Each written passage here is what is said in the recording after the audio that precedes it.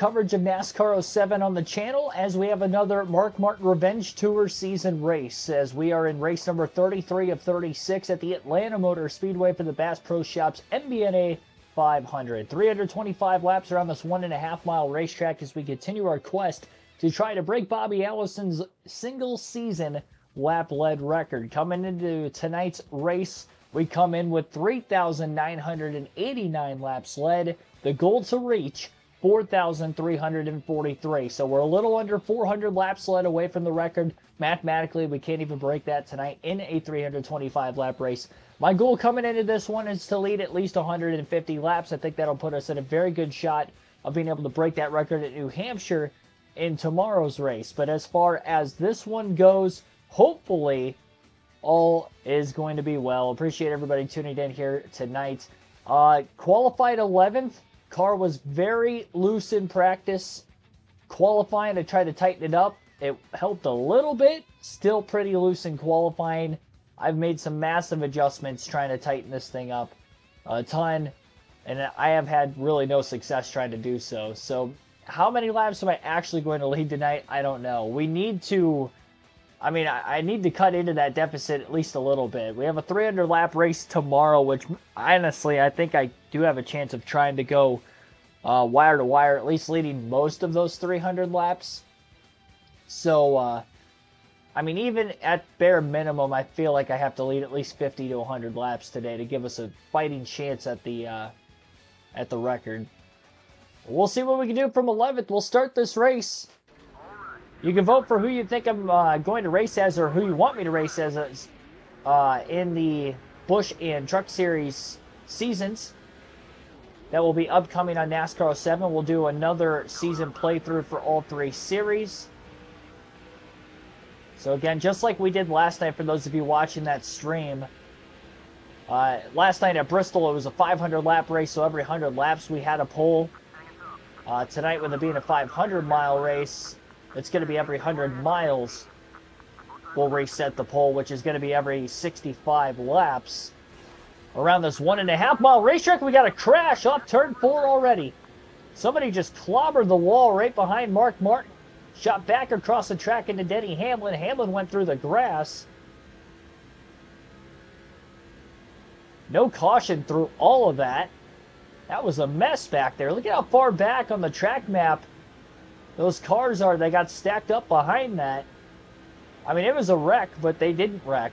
There's more smoke down in the middle of the front stretch that you see right there after everybody was checking up. I would not be shocked if there's some cars with some severe damage that could lay debris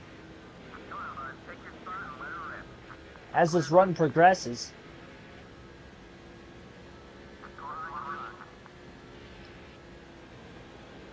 Two spots gained for Mark Martin this lap. Gets right back to where he qualified in 11th. Net gain of 0 positions from the start. It's going to be tough to lead a lot of laps, so again, this car very, very loose. I will say in the first couple laps of the race, I think I've tightened it up at least a little bit. Well, contact with that 133 car, but Martin was still able to make the clearance of both him and Elliott Sadler. Now drives underneath Martin Truex Jr. Jimmy Johnson from the pole has led the first 4 laps of the race at the start-finish line this time by.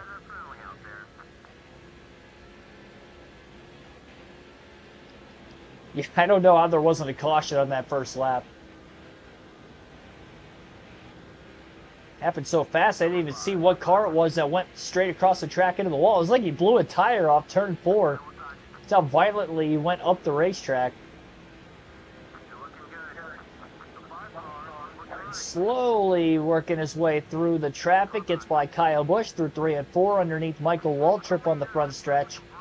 I had to put so much downforce into this thing, which is going to slow my straightaway speeds down quite a bit, but that was the only way I was going to get through without having a severely loose race car. Now somebody just blew an engine and is working their way around the front stretch currently. We do stay green. They missed pit road, so they're going to have to go the whole length of the racetrack.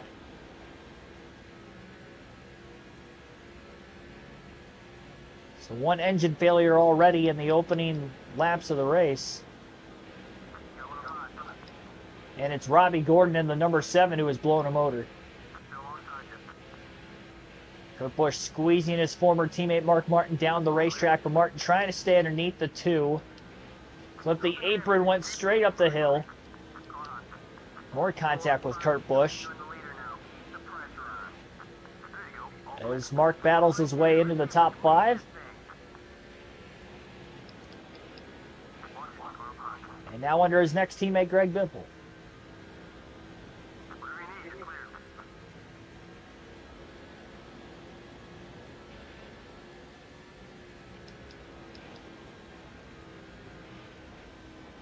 Robbie Gordon finally going to make it to pit road. Just hit the commitment line off turn 4 there. Ryan Newman trying to go for second underneath Jeff Gordon. And he is there.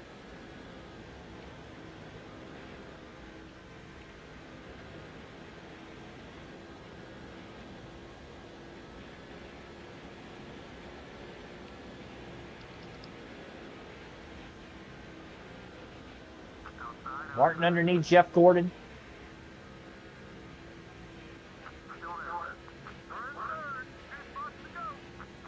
I don't know if I've got the fastest car in the field in this one. I feel like if I'm leading, I'm going to have a hard time trying to hold on to the lead. There's a lot of downforce. I don't really have much straightaway speed even in the draft. We're on this very high-speed mile-and-a-half track.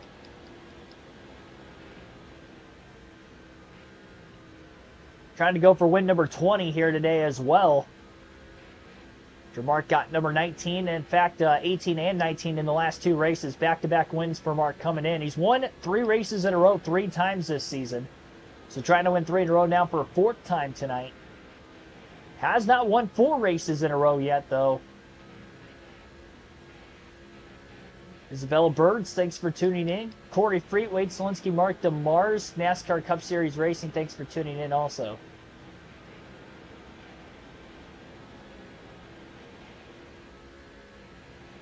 Alternate through the different camera angles for the first time in the race today.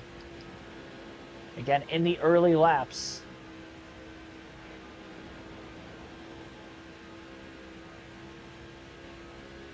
Martin trying to find some speed to keep up with the 12 and the 48 here.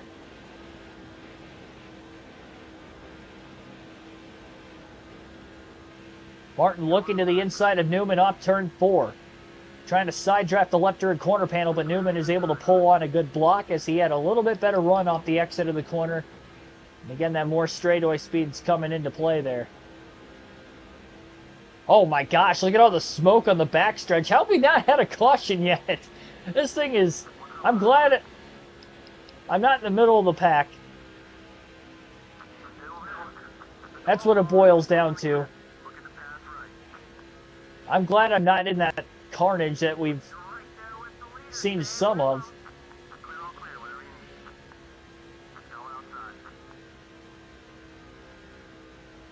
Martin under Johnson. Side by side for the race lead. Martin going to try to lead his first lap of the race. And he is clear of Johnson. Not bad. I mean, it took 14 laps to get to the lead, but we're here. I think Jimmy Johnson just clipped the wall off turn 4. Again, I don't think Mark Martin's got pull-away speed by any means, but we got to lead as many as we can. Had to lead just 11 laps to get to 4,000 total on the season.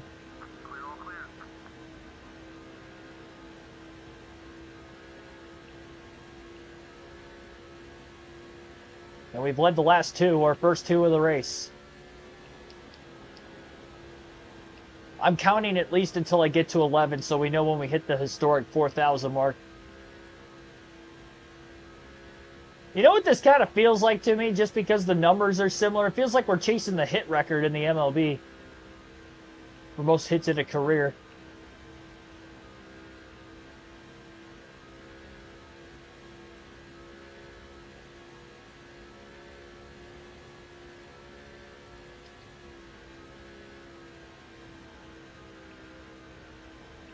Just an insurmountable number that we're somehow within reach of.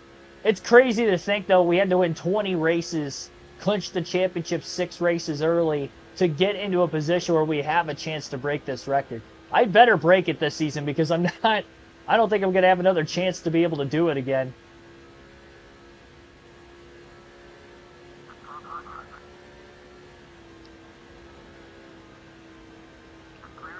Johnson's led these, or sorry, rather Mark Martin has led these last 4 laps.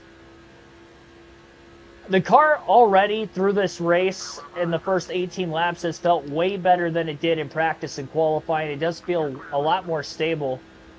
I will say I got just a little loose off turn 2 that last time with Mark Martin having the 12 of Ryan Newman all over that rear spoiler on the exit of the corner. So I think I'm going to get aero loose when we get later into the run. We're only 19 laps in. The tire's still relatively fresh for the most part. So I don't have to worry about getting aero loose right now. But we get, 40 plus laps onto these tires and I might be hanging on for dear life.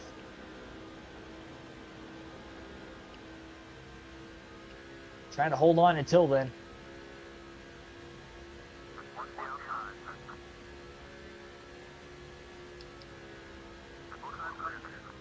Jeff Gordon trying to get to the outside of Mark Martin for the lead.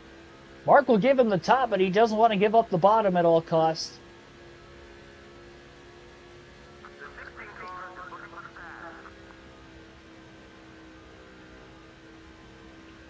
And Gordon actually fell back a little bit getting into turn 3.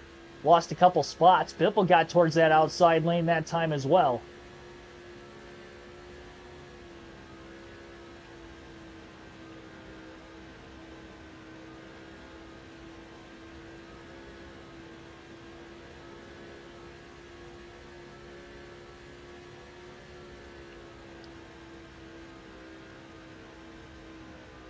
This is like old Atlanta, which, I mean, it is old Atlanta, but feels like it's kind of mixed with new Atlanta with the 6-car pack up at the front of the field.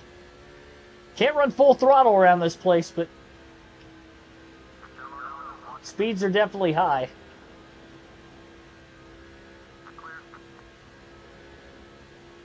Walking inside and outside on the back straightaway that time. As Martin continues to try to hold on to the lead. Only drivers who have led a lap in the race, though, are Jimmy Johnson and Mark Martin.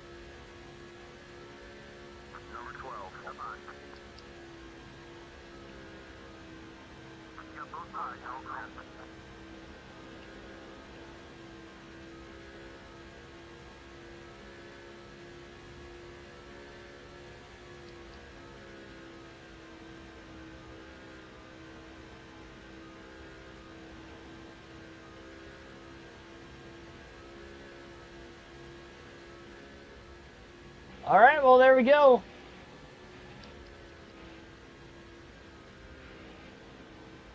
$4,000 will be at the line this time by if Mark Martin holds on.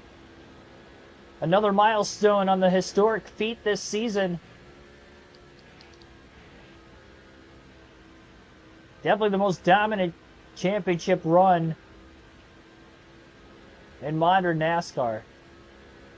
4,000 laps led at the line that time for Mark Martin. He has now led 11 laps in the race today. That's the number he had to get to 4,000. Again, the record is 4,343, so still got 343 more laps to go. Gordon to the outside of Mark for the lead. Mark not going to budge, though. I'm surprised at how long I'm holding on to the lead for.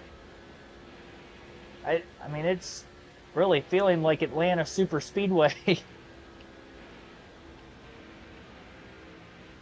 Car's handling well in clean air so far. Again, until the tires end up wearing out completely, but I feel like if I short pit, I can gain track position on these guys, but I also don't want to give up the lead because we haven't gotten past for it yet.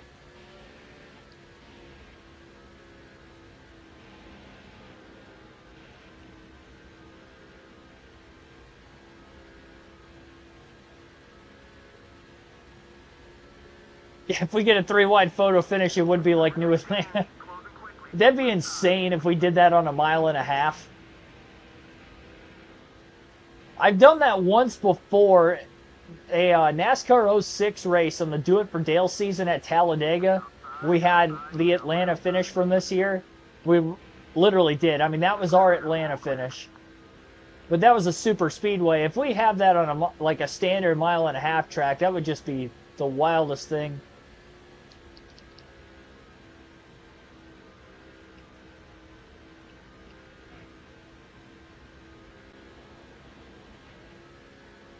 See Elliott Sadler leading the voting poll right now.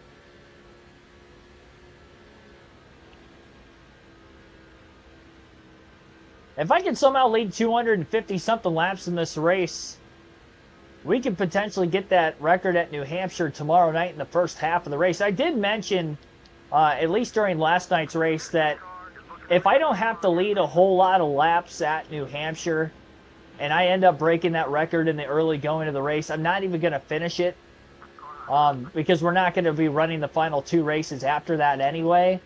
The only way I'm going to run all the way through the end of the season is if we haven't broken the record yet going into the season finale at Daytona.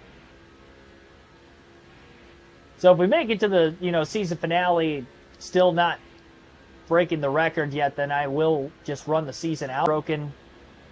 We're going to start our new season. So if I end up breaking it in the first half of the race tomorrow, what I'll do is I'll just start the Busch Series season on that stream. I'm not going to run a full Cup race if I don't have to, let alone 3 of them.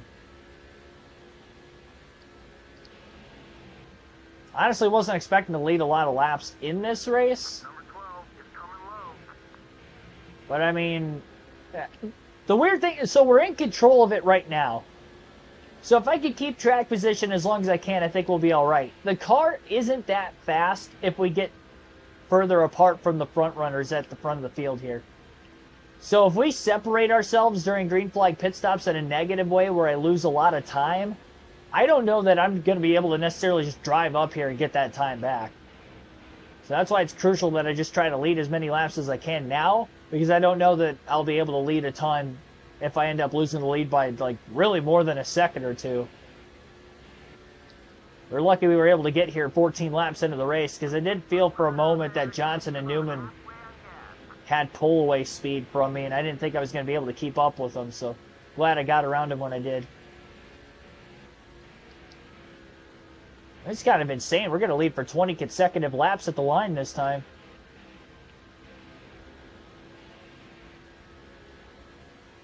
Train Skate 1024, thanks for tuning in.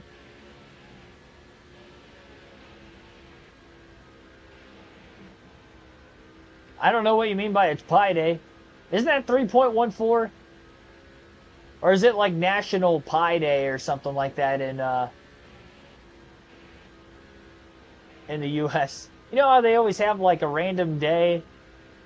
Like today is National Suspense Day, so 50% off roller coaster. I don't know. I'm just making stuff up. National Wear a Hat Day or something. Is that what you mean by Pi Day?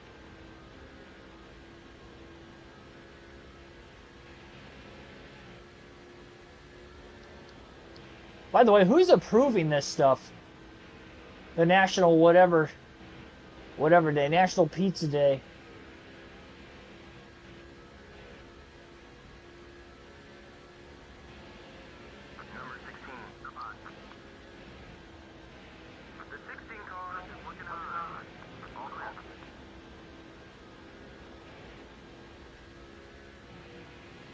Tell you what, lap traffic, with the way the front of the field is just compacted together right now, that will be something. Oh boy, Martin's going to lose the lead. Maybe. He's going to lead one more lap before he does it. Newman finally got underneath him off turn 4. Newman hasn't officially led a lap yet. Mark Martin trying to hold on to this outside lane. Doing what he can to do so. Newman in the outside right in front of him. This is literally new Atlanta. Just wider.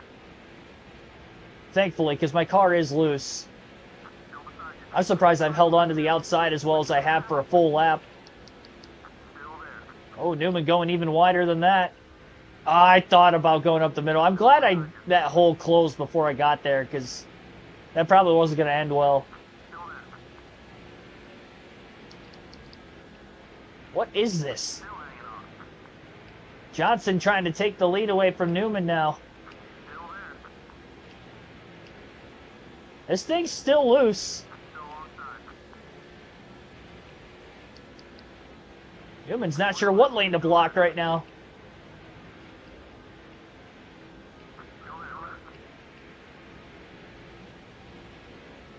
There's nowhere for me to go. I'm literally boxed in.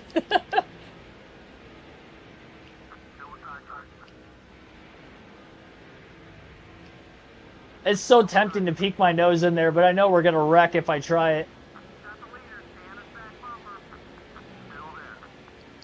And that will damage our chances of trying to get the lap lead record.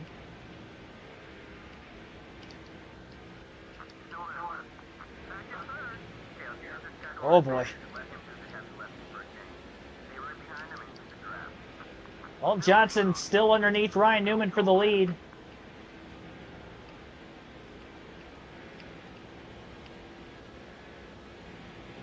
Newman's getting a good enough of a run off the exit of the corner on that high side, and really so is Mark Martin. Gordon's underneath the 6. Johnson finally clear. Martin trying to carry the momentum down to the bottom of the track. Newman squeezes the 6 car. Gotta be careful on the apron. How was there as much grip as there was there? I got a little arrow loose. Oh. Yeah, that was something I'm surprised never happened earlier in the run. Arrow loose off turn 4 for Mark Martin. I don't know how I held the outside as well as I did. That was the first time the cars actually like snapped loose on me. I was so close to coming right across the front bumper of the 12 car.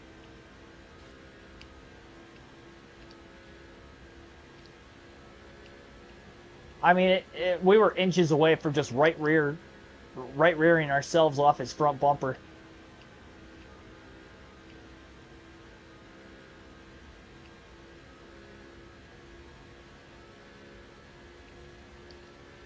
National, I didn't even see that. National get Mark Martin 200 laps lead day. There we go. I like that one. That I approve of. Well, we got almost 30. All right, how many laps did I lead? Like 24, 25, something like that? That's what I was afraid of, is losing time to the leaders.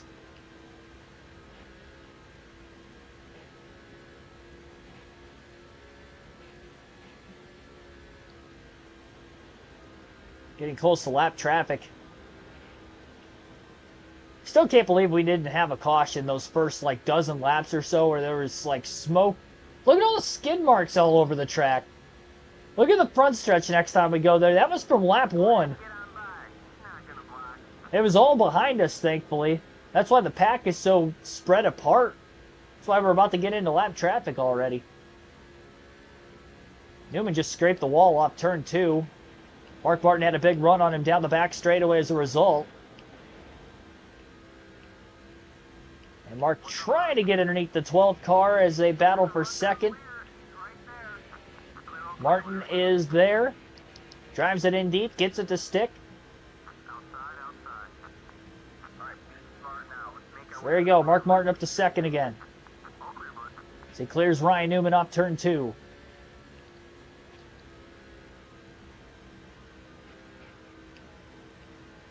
Yeah, honestly, I was also kind of thinking, too, I'm like, well, if I go into New Hampshire and I end up, like, let's say breaking the record towards the end of the race and we finish the New Hampshire race, or, sorry, if we get close to the record after New Hampshire but I haven't broken it yet, if I'm, like, within, like, 20, 30 laps away, I think I'm just going to run those 20, 30 laps at Sonoma and just try to get the record broken right away. Instead of waiting 24 hours just to try to run, like, 20 laps or something like that. My luck, I'll end up like not qualifying well at Sonoma after the fact. and then it'll take me the whole rest of the race to lead like 20 laps. That would suck. That would be the dangers of trying to just do that right away.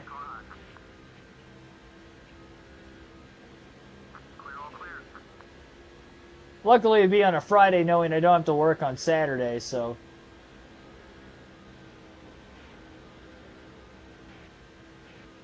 Better chance of hitting it.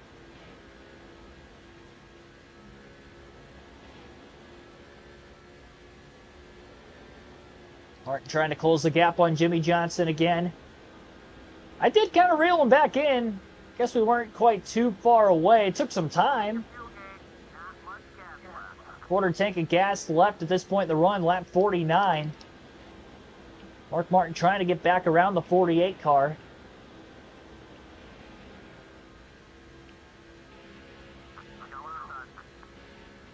Martin underneath. 29.362, that last lap, fastest of the day for the driver, the number 6. Clip the apron, getting into the corner, slides up the track a little bit. And clear of Johnson with a clean pass. So Mark Martin back in the lead again.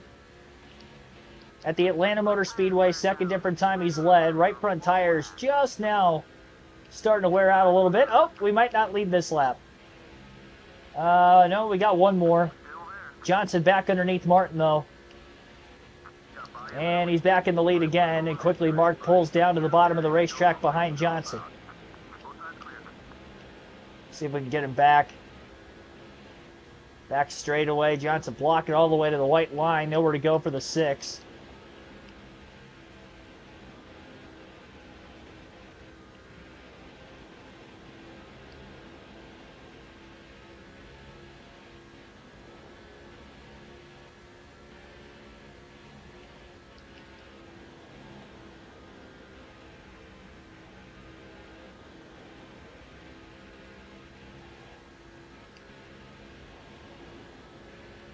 Couldn't get a cut off turn 2 there without the car getting a little loose.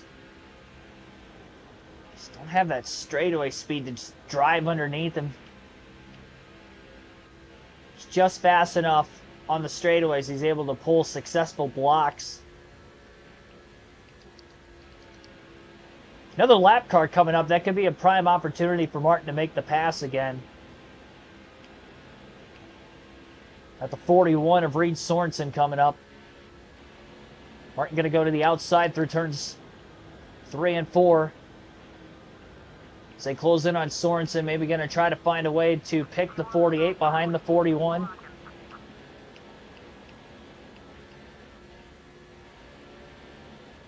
Going to go back to that outside lane again through turns 1 and 2. Now trying to get the cut center of the corner. There we go. Textbook. Played this game long enough. Figure that one out. All those years of playing this game on the PSP growing up and the season playthrough.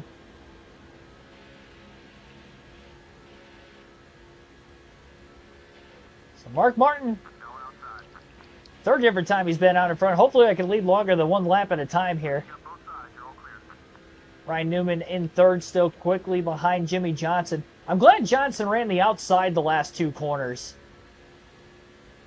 Because the minute he runs the bottom of the racetrack right behind me is the minute I'm going to get aero loose again. Johnson's probably going to lose second place to Ryan Newman because of trying to make that outside lane work.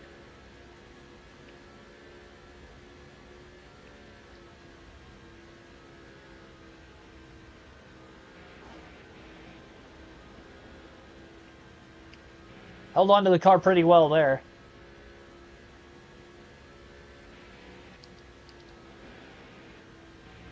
Newman entered a lot wider, but stays wide in the middle of the corner. I don't know if he got tight or what the case was there. Could have. In the dirty air behind the 6.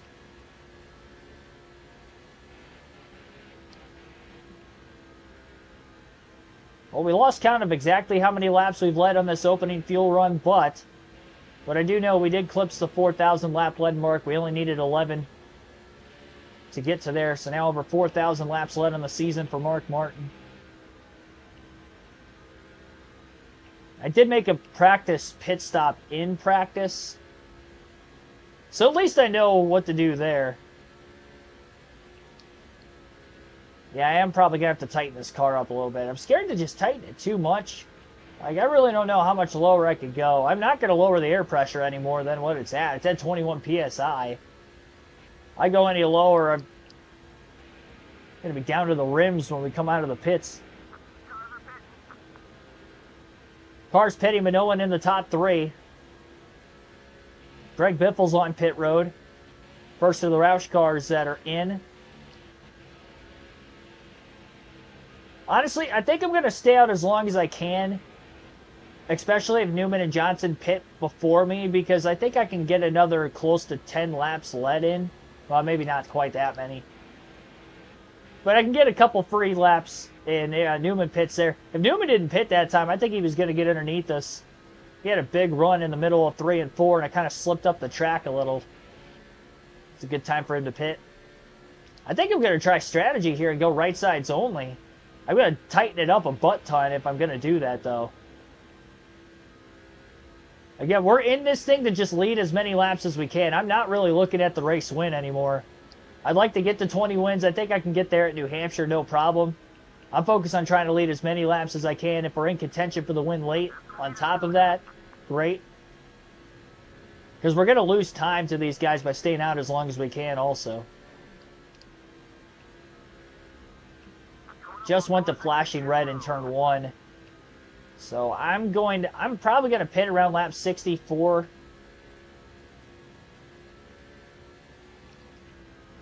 Maybe 63 just to be safe.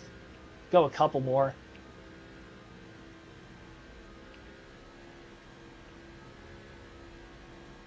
Yeah, I'll pit at lap 63 just to be safe.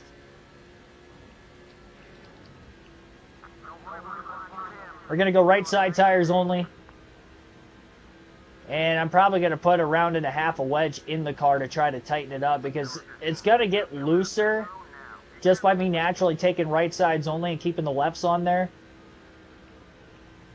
So we're going to have to tighten it up, which I was going to have to tighten it up if I took 4 anyway.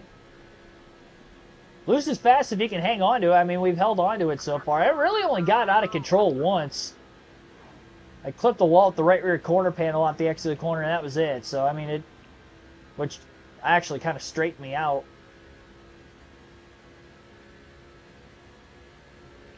All right, so Mark Martin going to pit this time.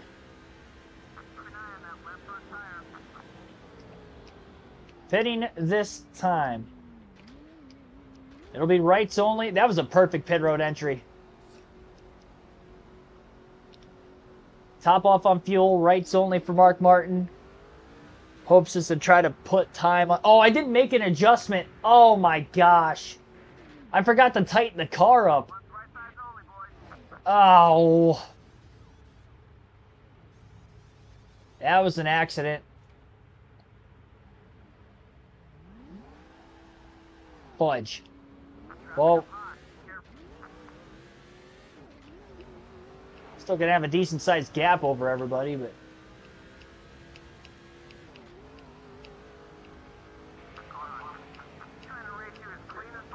I can't believe I did that. This thing is gonna be so out of control now. Well, if it gets too bad and I have to short pit again, I'll do that. I'm not going to do it until I lose the lead at least, but at 3.9 seconds on, I mean, I'm not upset with the two-tire call. I'm upset with the fact that I forgot to tighten the car up. The fact I didn't put wedge into it is what's bothersome. Yeah, I'm getting better at the pit road entries for sure. Some tracks are a lot easier than others. A lot of the intermediate tracks have been getting really good at pit road entry. I didn't lock the tires up, and I hit the speed limit right at the speed limit, the commitment line. 70 miles per hour, no more, no less. That's getting as much as you can. Again, I didn't lock the tires up, so that's good, because we only changed rights. Try to manage this gap as much as we can. I'm not going to lie, I'm kind of scared to pass any of these lap cars. Fastest lap of the race that last time, 29.329. Because I pass them and then I'm probably going to get aero loose with them on my rear spoiler. Judo the Goober and Cement Ozcon, thanks for tuning in. Oh, yeah, I forgot to, so we did make it to lap 65, so I'll get the next poll in the chat then. I'll pause it when I get to the back straightaway. These lap cars are holding me up a little bit. I'm losing time to the leaders. I'm just scared to pass them and get extremely loose. All right, so we are going to pause it. The poll that is open in the chat, again, is for me to race as whoever you guys vote for me to race as. This is still the end of the first round from the polls from yesterday. We didn't get all the way through them. And it looks like Brian Vickers will win this poll. So again, we made it to lap 65. So lap 130 will be the end of the next poll. So we'll go to lap 130. On the next one, Brian Vickers wins. So it is down to 6 drivers. Brian Vickers, number 57.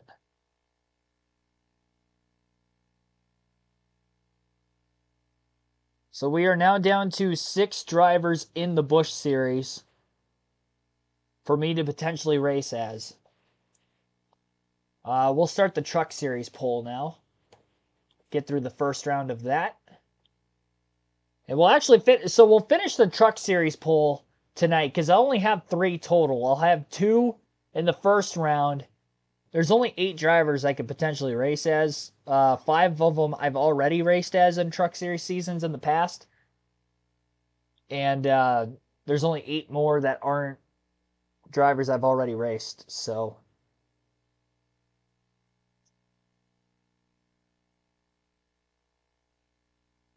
give me a second on this.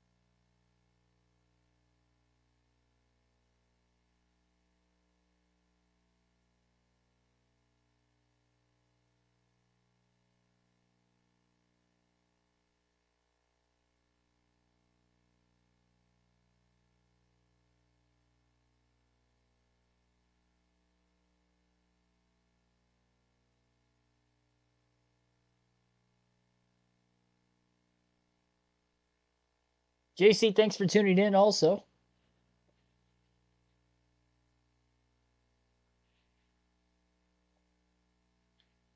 All right, poll's open. This will be our first Truck Series poll. Again, this is for you guys to vote on who I'm going to race as in the next Truck and Busch Series season. We have our Cup driver already picked out. I'll be running as Dave Blaney, but I'll let you guys vote for who I'm going to race as in the other series. So our finalists for the Busch Series, through all the first round votes, we're going to have 2 second round polls and then a final poll for the Busch Series when we get back to that. But want to get all these Truck Series ones out of the way next, as we have not done any Truck Series polls. So between last night and already today in the poll, we've got Clint Boyer, John Andretti, JJ Yaley will be in the next Busch Series poll for round 2, and the other round 2 poll for the Busch Series will be Kurt Busch, Ryan Newman, and Brian Vickers.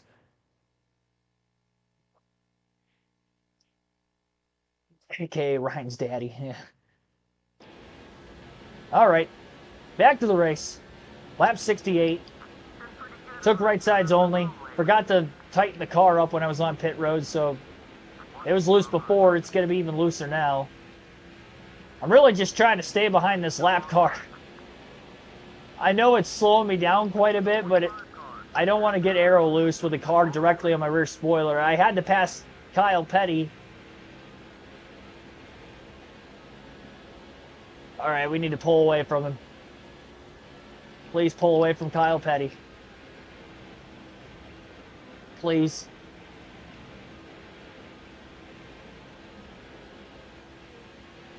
If you're wondering why I took right sides only, it's because I was trying to make sure I came out with the lead. Again, we are just solely going for this laps led record. I want to win the race, don't get me wrong. But just in case I'm not in contention to, I want to make sure we lead as many laps as we can to try to get to that record. We have eclipsed 4,000 laps led after tonight. We were 11 laps shy of 4,000 coming into the race. Probably led about 30 to 40 laps at this point.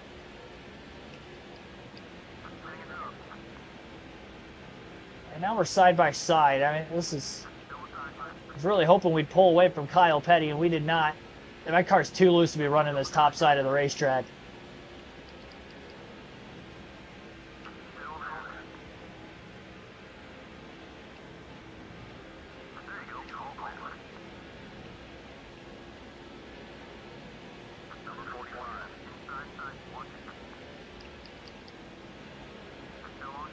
I don't think I'm fast enough to just pass him and pull away from him.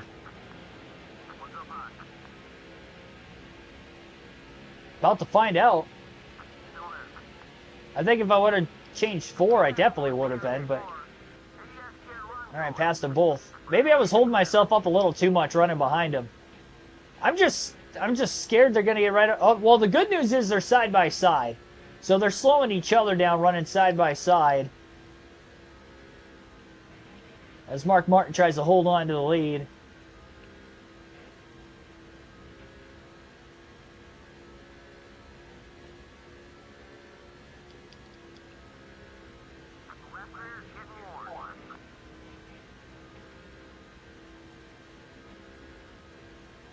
Picked Ted Musgrave for the PSP. I always, when I raced the truck series, usually I took Todd Bodine.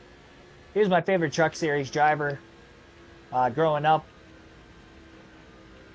Now I really don't have favorites for Trucker Xfinity, but that's only because, well, I didn't really have a favorite Xfinity driver at the time, or Busch driver at the time, because it would have been Greg Biffle whenever he raced there.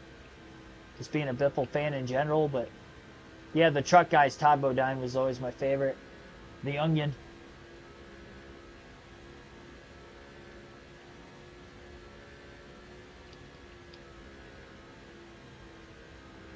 Coincidentally enough, Ted Musgrave's teammate.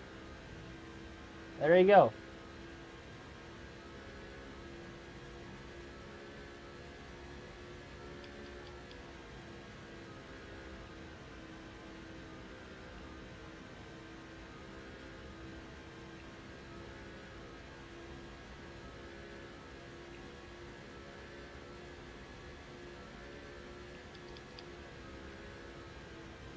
Besides live commentary and this, what do I do in my free time, or did?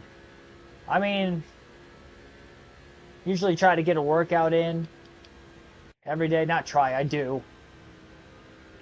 6 days on, 1 day off with that. I usually try to make one of my days off one of my work days.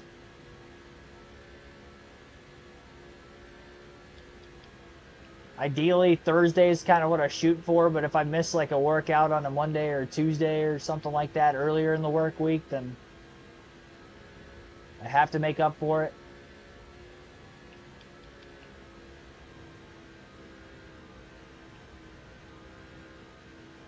If I would have known I was just going to pull away from those two, I would have tried to pass them a little sooner than I did.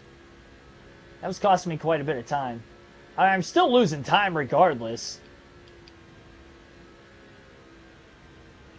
I have older left side tires. I mean, this was going to happen. But if I would have taken 4, pitting a few laps after them, I just feel I would have lost the lead. I don't know if I would have led as many laps in the second fuel run as I am leading right now.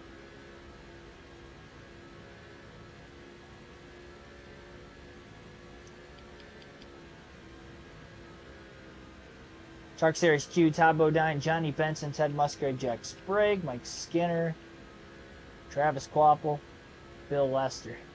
I always liked, I mean, because I was a fan of the Roush guys, if I did end up using more than just if I ended up ever using like more than Todd Bodine, like in the, not in this game because he's not in it, but Mark Martin. I used him in NASCAR 06. I think he was in the Truck Series in that season, if I remember correctly.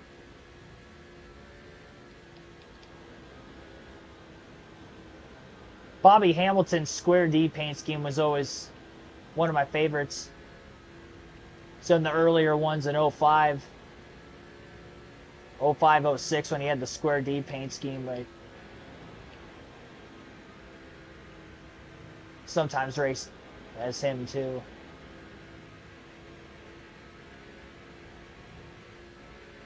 I mean, that Scott scheme that David Reagan has in this game is pretty good. Right now, 57% of the 4 drivers in the poll are voting for me to race as David Reagan, so we might see that scheme.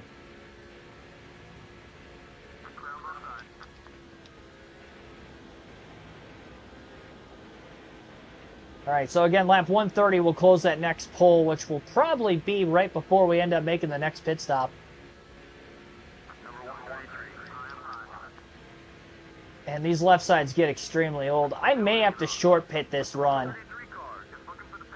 Honestly, if I end up losing the lead and obviously struggling to keep up, I think I'm going to short pit for 4 tires and then try to leapfrog back into the lead again. Honestly, I am taking mental notes with doing this strategy. Because if this ends up working out fairly well for myself, I may consider that with Dave Blaney on the next season when I'm not going to be as quick. Some alternate tire strategies on certain tracks. I mean, obviously there's some tracks I'm just not going to be able to do it because the handling's not going to be there. I honestly knew it was going to be a risk here. If I don't have anybody on my rear spoiler, I think I'm alright. Like, it's loose, but I can still handle it. At least right now. I mean, we're only 24 laps into this run. It's 84 laps on these left side tires. They get into the red on the tire wear indicator, I might be crying for help. At that time, I'll probably end up already pitting, though. I'm going to try to hold on to the lead as much as I can. We're only 9/10 a second ahead. It was 3.9 when we first came out of the pits, so yeah, 25 laps. They're definitely quicker. And it also kind of helps that it was the first run of the race, so the lap cars I have passed have been towards the back of the field anyway. So even on older left side tires, I'm still quicker than them. Because that wouldn't be the case if these guys are running mid-pack or better. I either wouldn't be catching them or I wouldn't be pulling away from them after I pass them. Which if that was the case and I get aero loose, that was the whole reason I was kind of staying behind those first couple. Honestly, if I would have passed Kyle Petty and whatever fantasy driver I was kind of staying behind there for half a dozen laps or so, I probably could have led to about lap 100 before I lost the lead. Now I'm probably going to lose it around lap 90.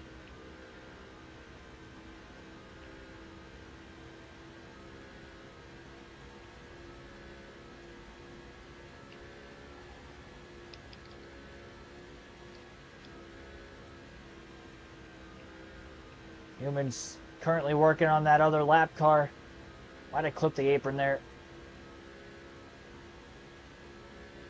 Newman's going to clear the 133 car into turn 3. Still a lot of clean air in front of the 6.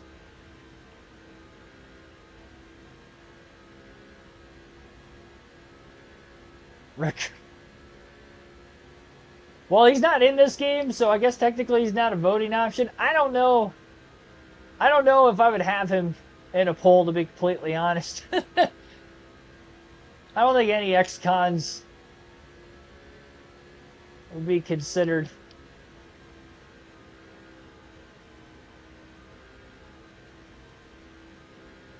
We're still caution-free in this race. I'm surprised there wasn't anybody damaged enough that could have brought out a debris caution from the multiple near incidences we saw. Obviously, that one on lap 1. You don't know what I'm talking about, just go back and watch it. It happened out of the rearview mirror off turn 4. One car just slammed the wall right behind us, came back across the track, shot-putted Denny Hamlin into the grass. That's why there's so many skid marks on the front stretch. And then a couple laps later on the back straightaway, there was like 3 trails of smoke from the apron all the way across the top of the track that there wasn't a caution for that either. But even through all that, we still stay green. We've gone all the way through a full cycling of green flag pit stops, and here we are. Yep, see, I got aero loose. Newman all over the back bumper of Mark Martin off turn 2. I don't know how long I'm going to be able to hold on to this. I just got to make sure I don't wreck. All right, well, we let another.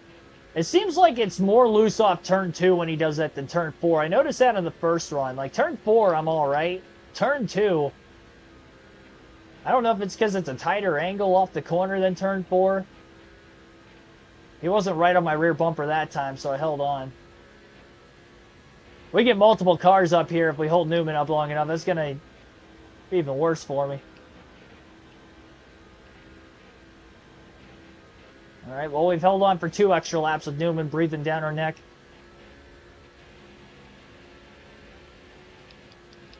I'm only halfway through this fuel run.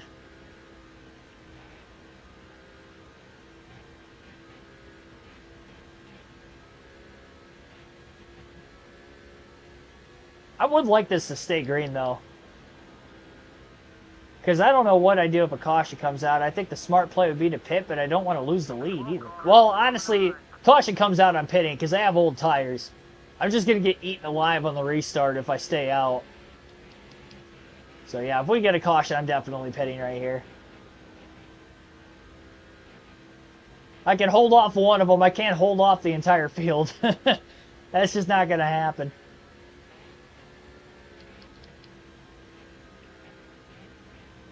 He keeps taking that middle to upper groove, and it's... I can hold my line when he's not directly behind me. Closing in on David Stremme in the 40 car. He's the last car in the lead lap currently.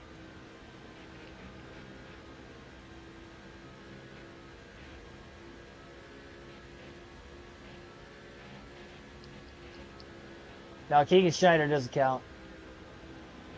I'm not going to create a driver just to run a non-career mode season.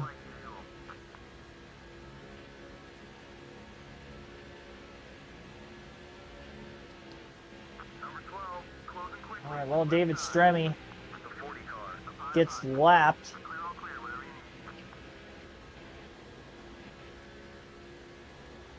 Newman still all over the back of the 6. His future ride, one of his future rides. One of many future rides. Oh, all right. Side drafted him enough there. I led one more lap right before he beat us into turn 1.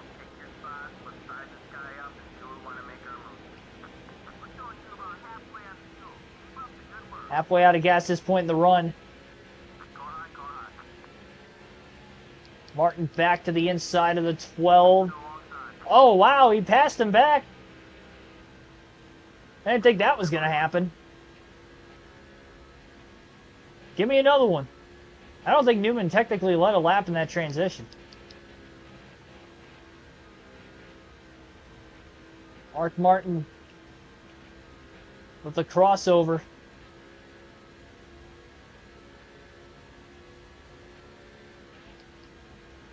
On extremely old left side tire. Well, they're not extremely old yet, but they're getting there.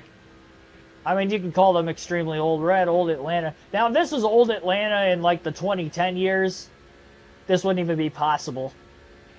Old Atlanta in the mid-2000s, early 2000s, there's at least some grip on this racetrack still left that I guess is possible for us. I wonder what would have happened if I would have tightened it up. I wanted to, but I didn't. I honestly thought it was going to be more out of control than what it's been so far. It could still get there. I mean, we still got 21 more laps. That left front or left rear gets into the red on the tire wear indicator. Look out, but...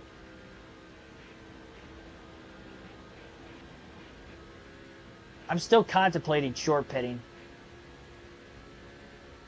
I don't know, though. I mean, if I hang on to where I'm at right now, I don't think I'm going to short pit. I think I'm taking the lefts. If we can run this all the way out, I'm taking left sides, and we're going to try to build ourselves a gap again. But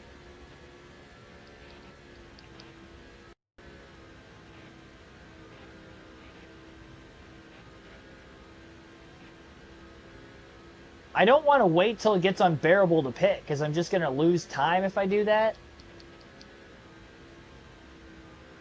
Every lap I stay out, it is a gamble in the sense that I'm just hoping the tires don't completely fail me. I mean, they're not going to blow out, but I mean, in the sense that I'm going to get really loose and lose a few seconds of time.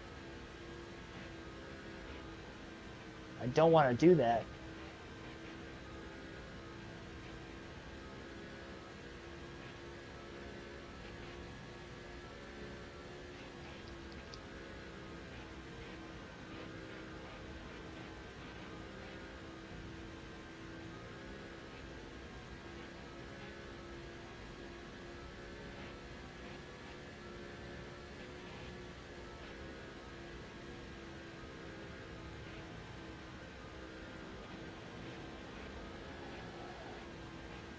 Woo, baby! Little power slide again. There's a second time during this run it's done that off turn 2. I had to lift that time. Still shocked nobody else has caught Newman and Martin. Just these two at the very front of the field. Newman again is going to be looking for this lead. Martin holds a steady wheel off turn 2 that time. Casey Mears going to give a little room to the leaders on the bottom of the racetrack. Martin underneath the 42.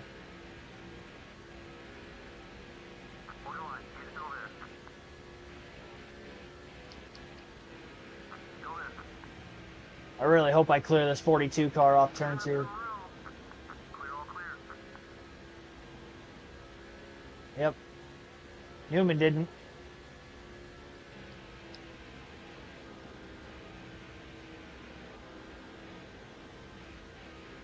Mark continues to hold a steady wheel. Oh. Something happened to Newman. I think he had to lift. Maybe he got tight off turn 4. Casey Mears got back around the 12. A lot of clean air in front of the 6. I'm thankful we really haven't had much lap traffic this entire fuel run.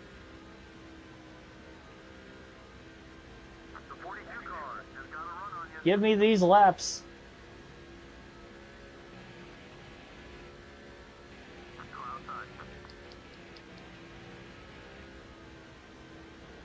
Oh yeah, Zaxby's is my favorite chicken place.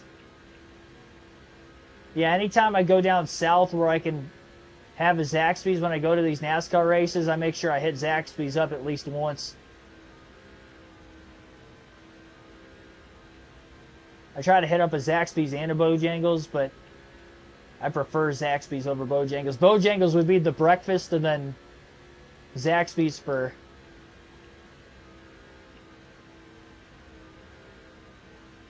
like a lunch or a dinner. I usually try to use that as like a late night dinner after a race, especially if it's like a day race. Get back to the hotel, it's later in the evening. Editing my videos and munching on some Zaxby's.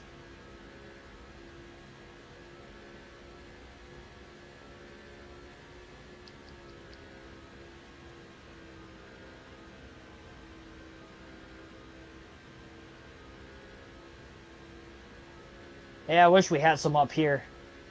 It's probably a good thing though, because I'd probably go there like at least once a week, if not more.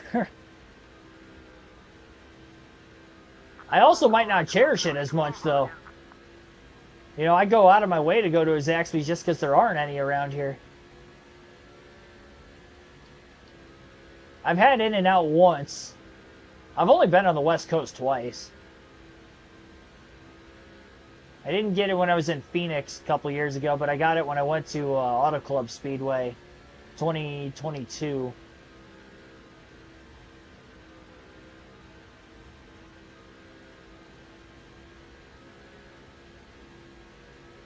I mean, it's not bad. It's good. I think it's slightly overrated, but it's good.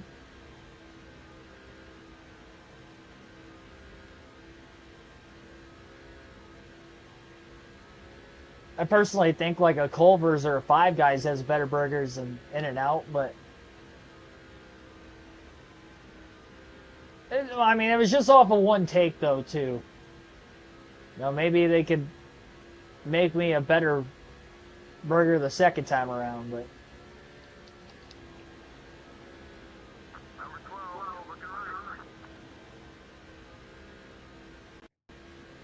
had it in Colorado. I honestly don't remember what I had. Whatever their like more notable burger was, I probably got that. Probably an In-N-Out burger. Is that what it's called? So I clip the grass on the front stretch.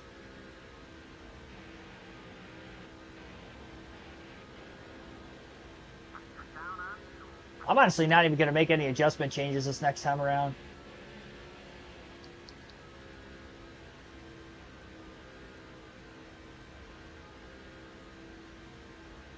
I really don't know how the car is handling as well as it is this deep into the run. Lap 113.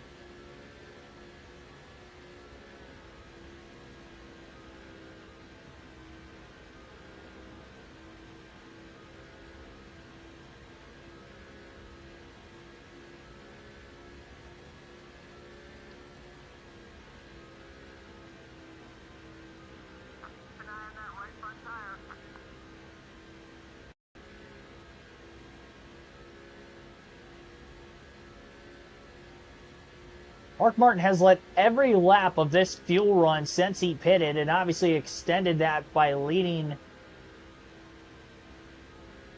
some of those back half laps by staying out longer than everybody else. And the two-tire strategy has literally worked to perfection. I mean, it couldn't have worked any better for Mark Martin to this point. I thought I was going to lose the lead about lap 90. I did, but I crossed him over real quick. And he never officially led a lap in the crossover because it happened headed back into turn 3, and Newman never got back around us. We got loose a couple times since, but still held on to the lead. A slight wobble, but that was about it.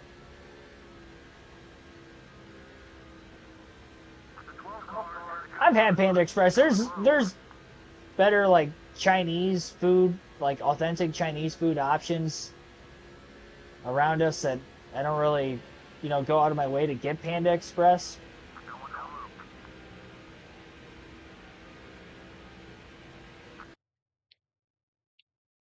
Well, Newman finally back underneath Mark Martin.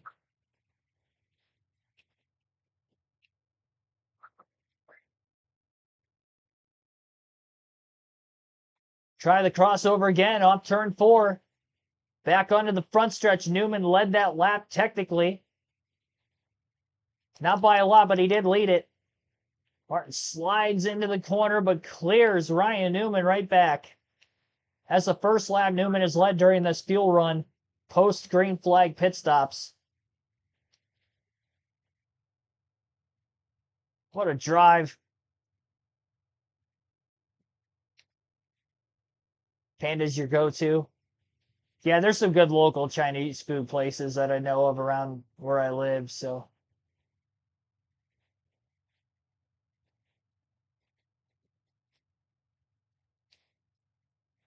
I definitely prefer the food there.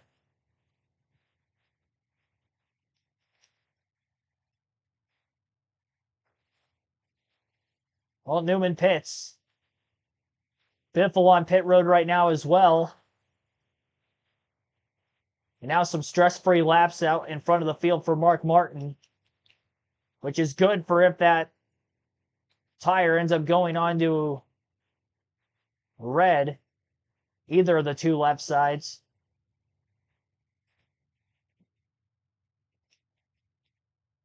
Four tires might pull away next run. I don't want to lose the lead. Like, that's the only thing with it. I'm content with taking 2 again. That strategy worked out way better than I initially thought it was going to.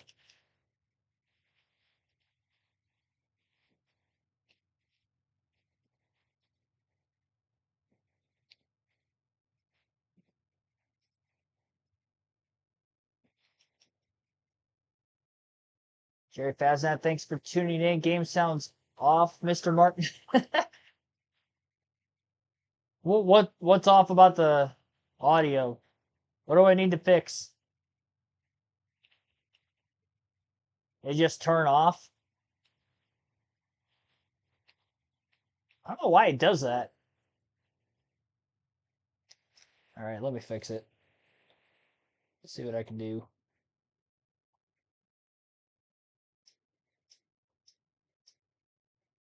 I don't know why it does that.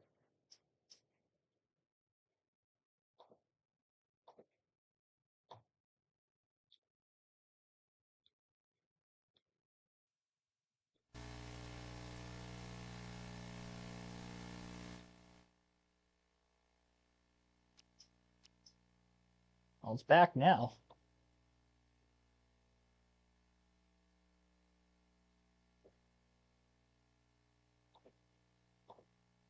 Get the point standings back up there, and then get the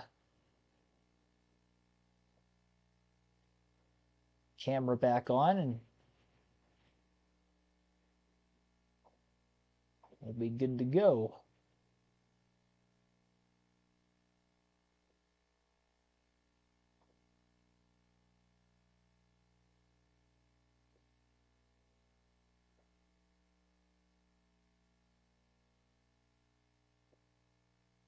Good thing I could just copy and paste what I already have, and I don't have to redo everything, because that would take a little bit of time.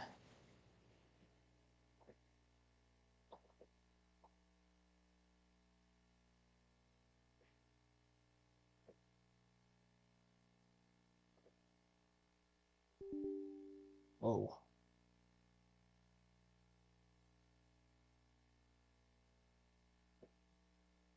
I don't know what that was all about.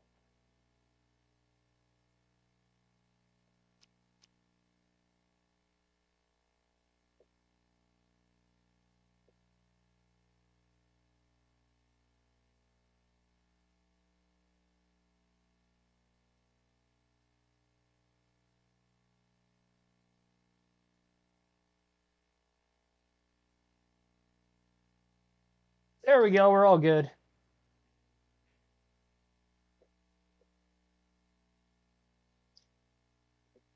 Back to our regularly scheduled programming.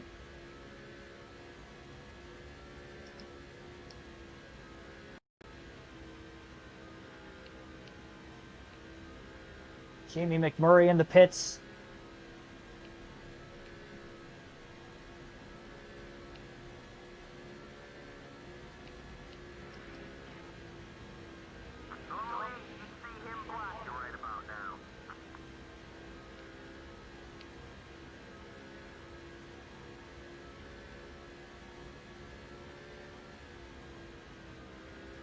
Oh, golly.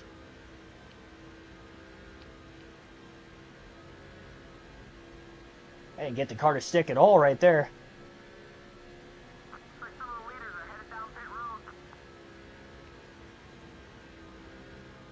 We go 63 laps again, then our scheduled stop would have been lap 124. I do believe that we have somehow saved a little bit more fuel this run than I did at the initial start of the race. I'm not sure exactly how that happened, but that is exactly what happened. Well, maybe not. No, I'm not going to risk it. I'm just going to pit at lap 126 again. Maybe I was a little off in saying that we saved a little bit more fuel. The laps led record is 4,343. Honestly, if we lead like well over 200 laps in this race, we're easily going to get there in the next race at New Hampshire. The flatter, shorter tracks are my best tracks on this game. We led all 312 laps in the Phoenix race earlier this season, so I don't see why New Hampshire we will struggle to lead less than 200.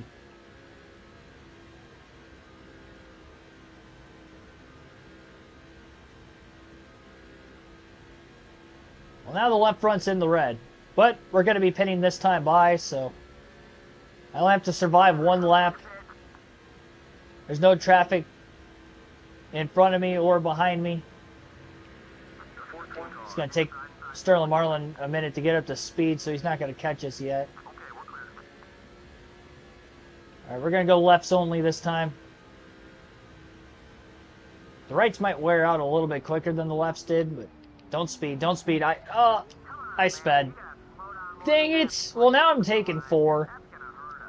I'm taking 4 now. Gonna put a half around a wedge into it, tighten it up a bit. Gosh darn it! I fudged that up. I was so worried about not locking the tires up that by the time I should have just locked the tires up to avoid speeding. By the time I did, it was too late. 5-second penalty. I wasn't even close. I was over 80 miles per hour on the pit road. Yeah, Newman's easily going to come out with the lead now. That's costly. Well, Mick's trying to break this record a little bit harder.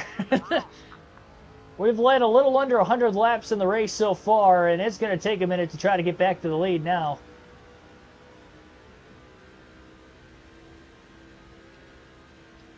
Caution? Question mark? Haven't had one yet. Alternate through the different camera angles once again in the race.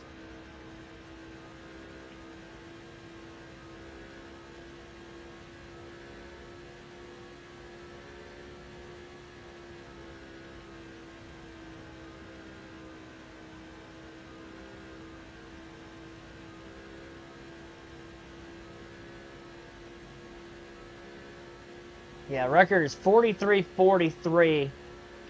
We're 11 shy of 4,000 coming into the race. We can pull together like 40 more laps led. We might get to within 200 laps of that record.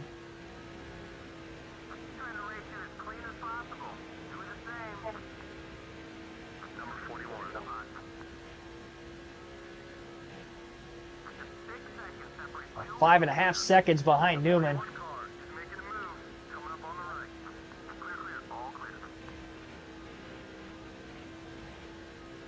Four tires shouldn't take. Well, yeah, it probably will.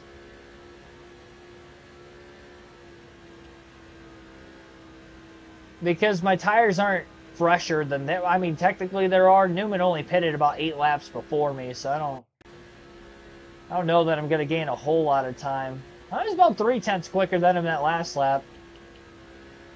We still got to get through 2 more field passes in this race. Well, we haven't even done one yet.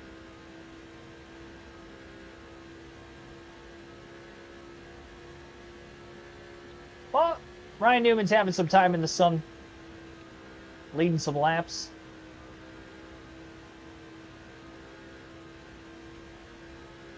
Does have 1 win on the season.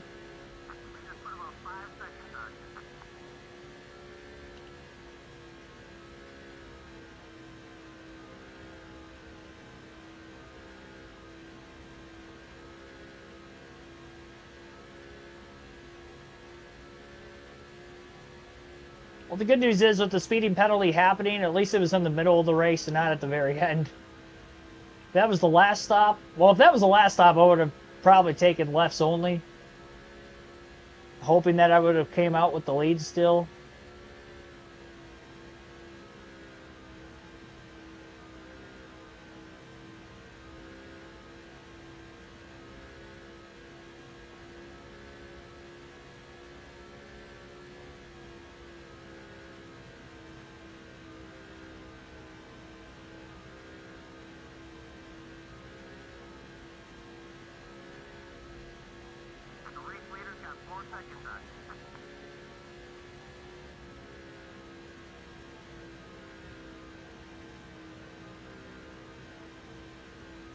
I mean, I did tighten it up a skosh too, putting that extra half round of wedge into the car.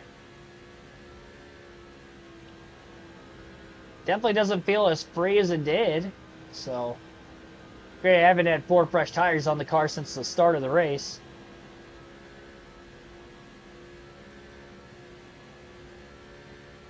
That alone was probably going to make it feel a lot better. Greg Biffle and Elliott Sadler just up ahead. Both for position. And of course, we know Casey Mears is a lap down. Martin all the way on that white line as he just got underneath Greg Biffle. Makes a clean pass through turns 3 and 4 on him.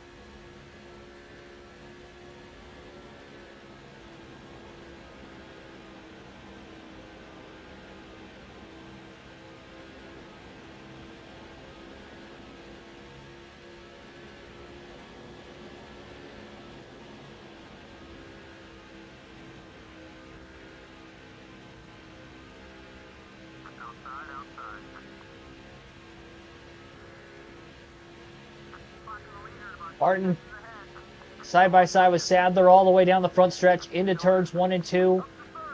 Going to complete the pass for third. Johnson and Hamlin battling right here. Hamlin a lap down. Jimmy Johnson on the lead lap past Hamlin, and then Hamlin crossed him over through 1 and 2.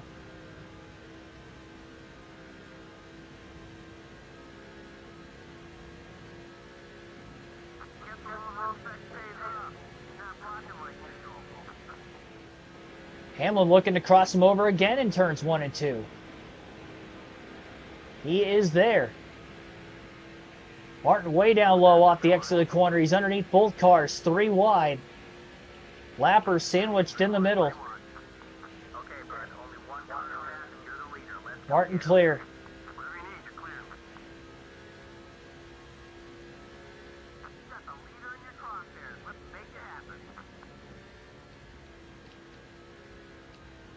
Well, we're getting there. And a caution.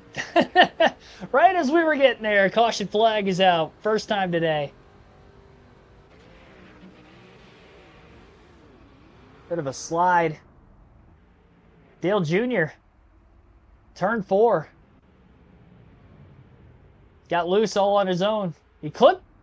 Is that J.J. Johnson he clipped coming down the track before sliding through the grass and onto pit road? We're going to pit. I would assume everybody else might come down as well. Yep, everybody's pitting. 4 tires of fuel. We'll top off. Well, this will bunch the entire field back up now. By the way, the chat poll between David Reagan and Ted Musgrave is tied right now, so that's why the chat poll is still going on. As soon as that poll gets broken,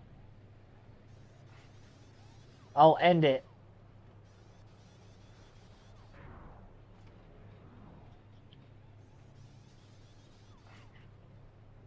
So again, we have a tie right now in the poll.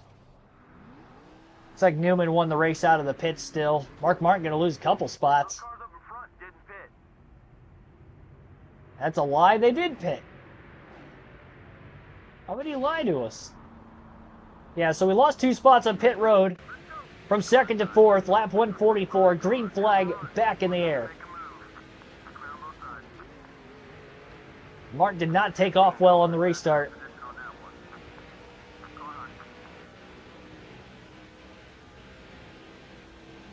Very slow getting up to speed. 3 wide for the lead at the front of the field.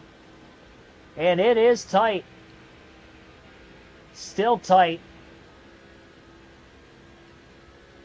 Couple lap cars nestled in the middle. Kyle Petty, one of them. A lot of cars all the way up against the very top of the racetrack. Ted Musgrave won the pole. Hate to pause it on the restart like that, but we got to get the next pole up. So Ted Musgrave is going to win our pole. for the first Truck Series 1. So Musgrave is in the finals.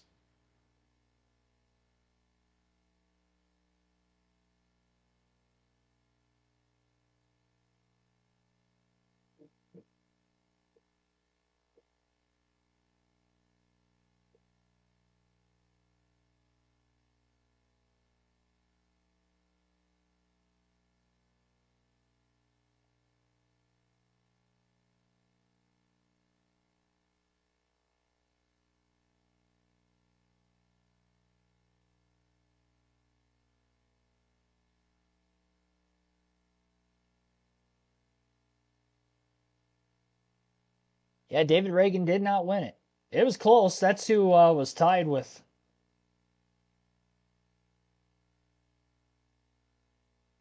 Musgrave.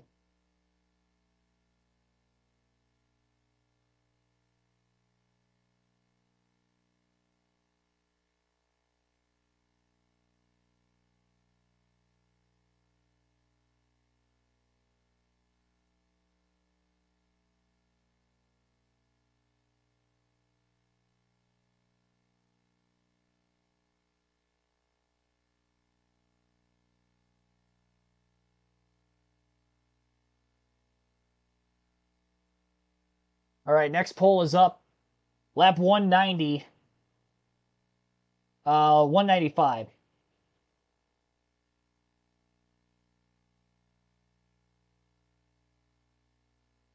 Well, actually, I'll extend this poll to lap 200 because the last one went a little longer with the tie. Timothy Peters would have been the coolest, to be honest. Red Horse Racing. They're really only great on the super speedways, but there's some fond memories of them for sure. Johnson got to the lead on the restart, by the way.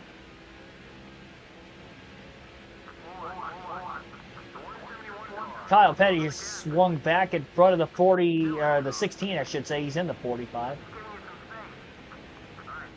Martin getting to 6. Greg Biffle trying to take his first lead of the race. Kyle Petty pulls right up in front of Jimmy Johnson after unlapping himself. Biffle will put him a lap down again. Biff to the lead through turns 3 and 4. And this will be his first lap led of the race. Everybody right back on the same pit strategy. Nobody really was off strategy in this one. We were there for a brief moment on tires, but caution evens the playing field. And Martin to the lead off turn 2 as he clears Greg Biffle at lap 147.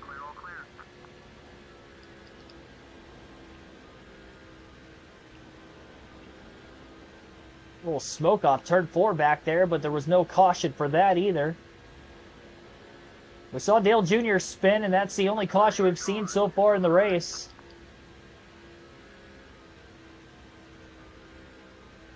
This is going to be just like the first run. It's going to be like a pack race at Atlanta again.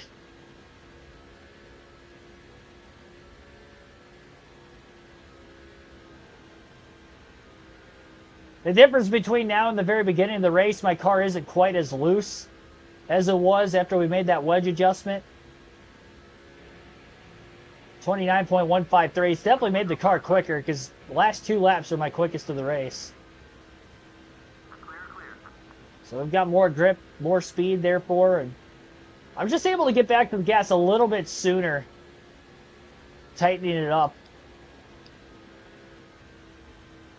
It's really the difference here.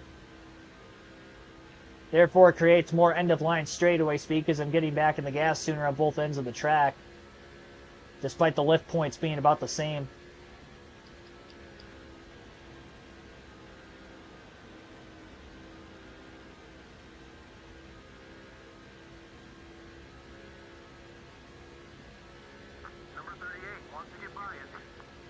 You talk about like this race? The fall Atlanta race of 2006?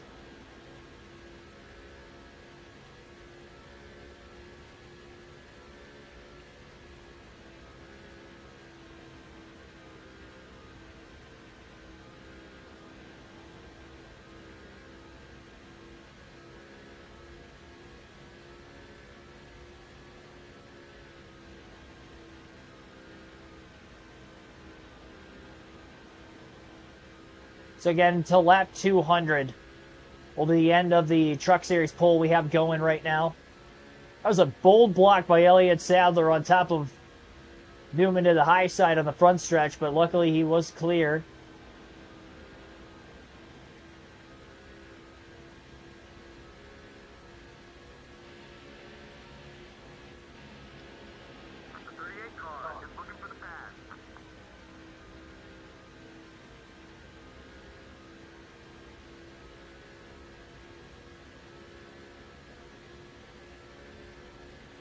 .29 too flat that last time by.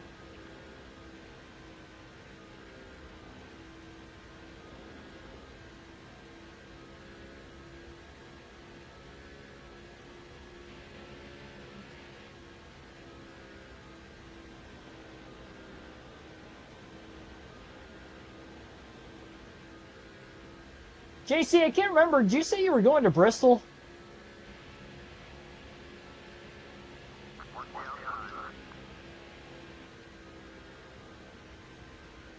I feel like we talked about that. It just kind of dawned on me. Right before I asked the question.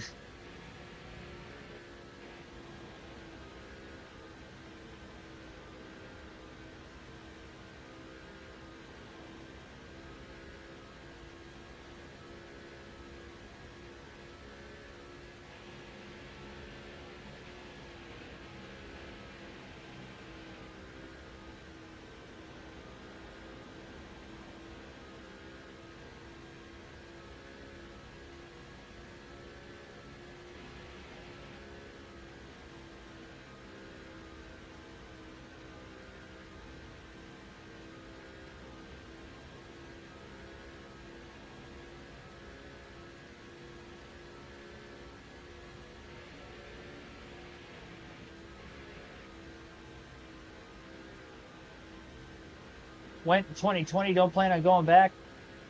Like ever?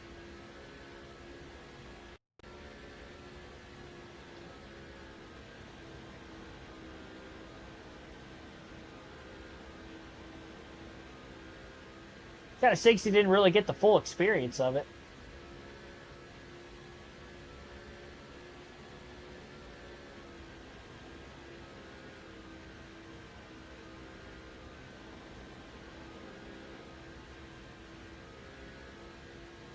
There was somebody I was talking to in the chat a while back. I swear they said that they were going to Bristol, and I was supposed to let them know. I thought it was you for some reason.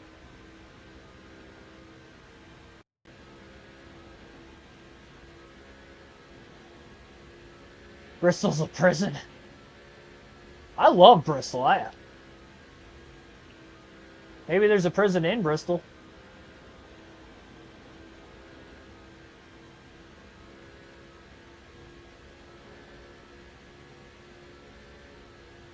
$15 other tracks to go. I gotcha. Yeah, I was trying to. I really try to avoid going to the same track more than once, but Bristol's my annual trip. I just love that place so much. Outside of my home track in Michigan, but I try to make that an annual trip as well. Haven't been going there as long as I've been going to Michigan because I didn't get there till 2020, but.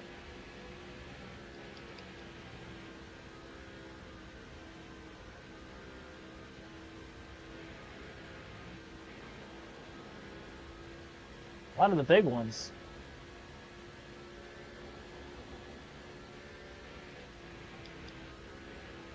Yeah, I haven't been to any of them down in Texas yet. Texas, Coda.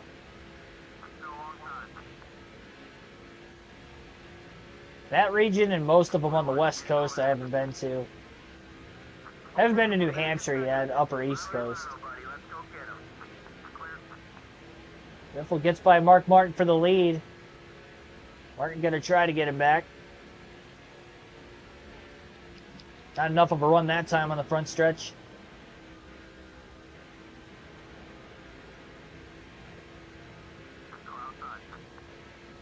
Good exit off turn 2. Mark is going to be there this time into 3 and 4.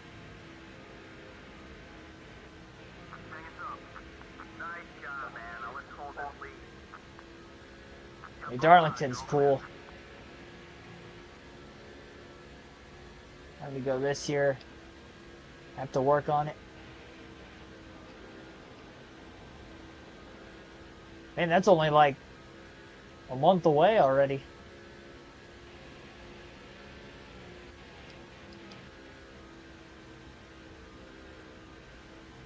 I haven't really had time to, or haven't given myself time to kind of reflect on how far into the NASCAR season we are already. We were just on the grind for so long, two weeks off. Like, we're only a month out from the playoffs starting already.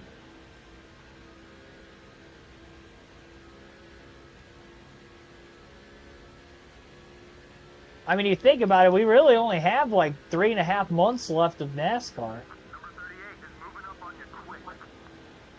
We have 3.5 months of NASCAR. That's like the length of the Daytona 500 to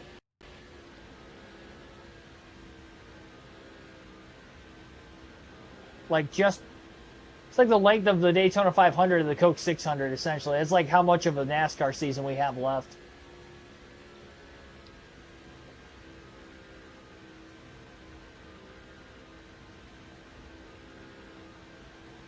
Homestead next year.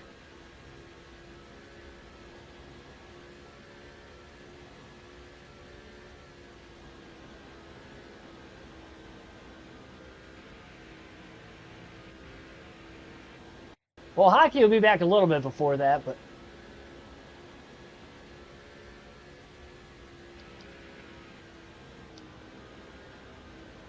by a few weeks. I think Ryan Newman is the strongest challenger to Mark Martin for the win here today. 29.121 there. We're dropping some fast laps. And he's still got to get underneath us. I did not leave much of the bottom open there. Newman threading the needle. Quite a bit of contact.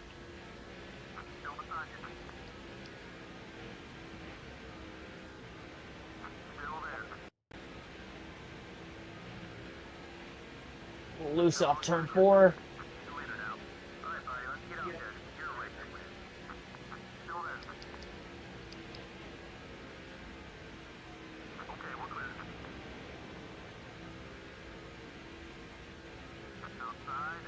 Get him back. I'll tell you what, when I can get to the bottom and get it pointed in the middle of the corner, that's like the third or fourth time I've successfully pulled off a beautiful crossover move in this race. It's just trying to get that hole open enough to be able to commit and go for it at the right time before the second, or well, yeah, the second car at the bottom gets in there. Yeah, preseason started. I didn't watch any of the Hall of Fame game. I don't watch the preseason. The only thing I really do with the NFL, like, I'll kind of keep up with the Packers through the preseason. I'll definitely go back and watch the highlights of the game from Saturday. So obviously I'll be streaming during it, but I'll go back, watch the highlights of the game at least. I mean, really, that's about what I do during football season when NASCAR is going on anyway.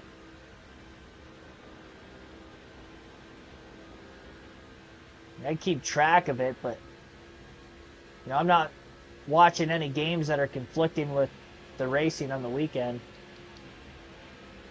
Now, obviously, if it's during the day, I'll be able to catch the Sunday night game, but your Thursday or Monday night games, but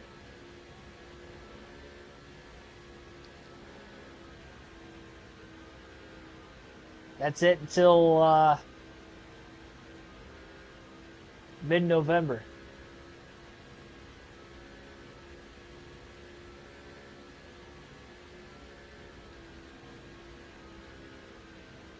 Depending on like the time of the race too, if it's like a 4:30 game for the Packers, then I can usually catch the second half of it when the NASCAR race is done with the usual NASCAR start times. Usual as of now at least, but if it's a 1 o'clock game, it's kind of stink because I could catch the beginning of it, but that's all I'm going to be able to catch. first quarter or two, and then race is starting.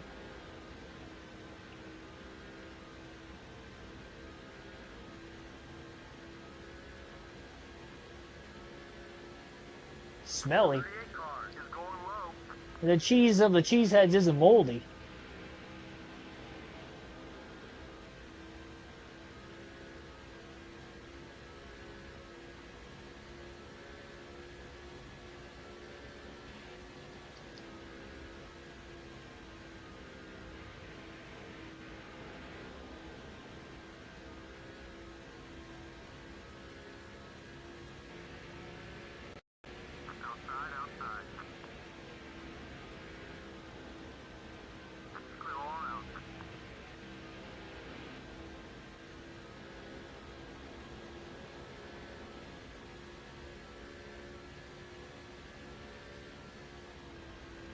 I've noticed most of these chat polls with the questions of asking you guys like who you want me to race as in the Truck and Busch Series, they start off in a landslide, and then as we get more votes, it really gets tight by the end of it. At least between two of the options.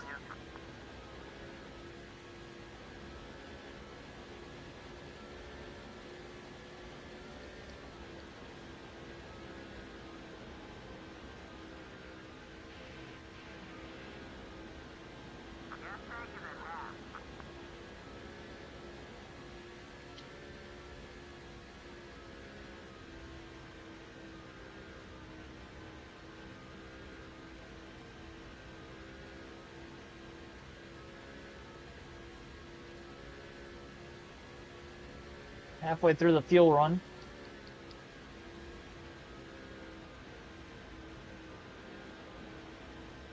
Not sure exactly what lap that caution came out. And to make this race on 2 more stops, we'd have to get within 120 laps. The end of the race. It's going to be close. Honestly, well, we were able to go 63 laps on the first 2 fuel runs.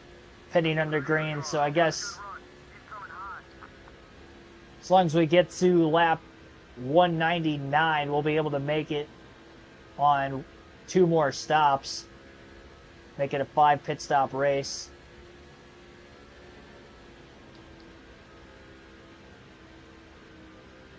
Yeah, I'm definitely trying to get to every NASCAR track at some point, too. Going to Bristol, it seems like a waste of savings. Yeah, I'd go there more than once. I hear you. I got tickets really cheap last year. I bought them on SeatGeek, like, through the weekend. I sat in turn 1. I think I only paid, like, $39 for my ticket.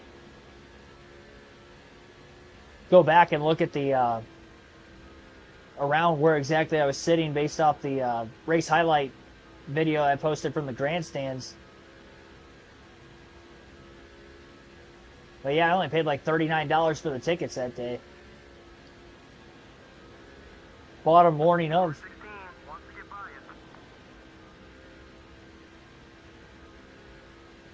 I think the only tickets I actually bought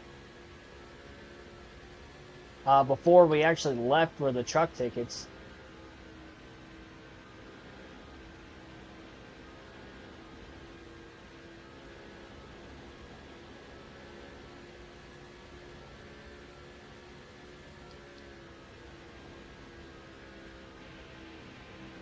I don't know what the price that those tickets were actually running for, but I doubt they were $39.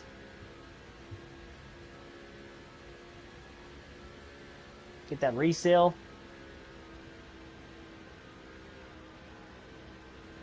Yeah, exactly. Yeah, the tickets are very affordable. You're right. Luckily, I only live like 8 hours from Bristol, so I drive. But, yeah, obviously, if you fly with the rental.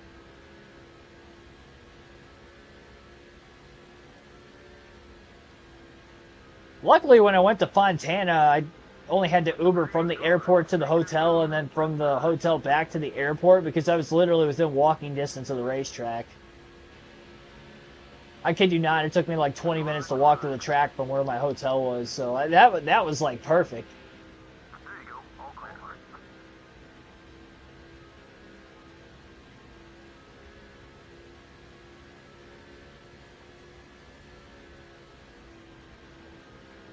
But, yeah, I wasn't going to waste money on a rental car just for that.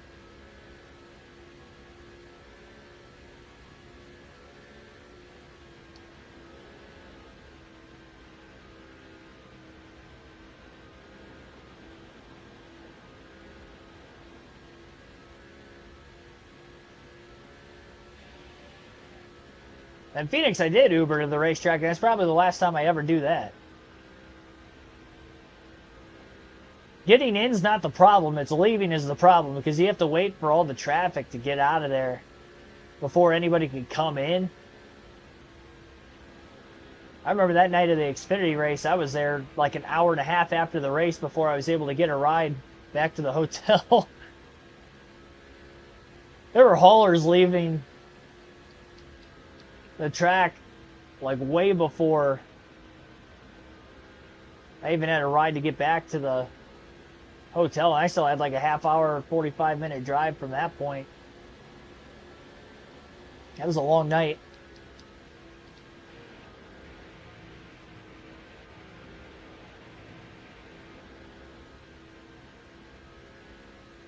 I mean, technically local time, it was like 11 o'clock midnight by the time I got back to the hotel. But my time, Eastern time, it was like 2, 3 a.m.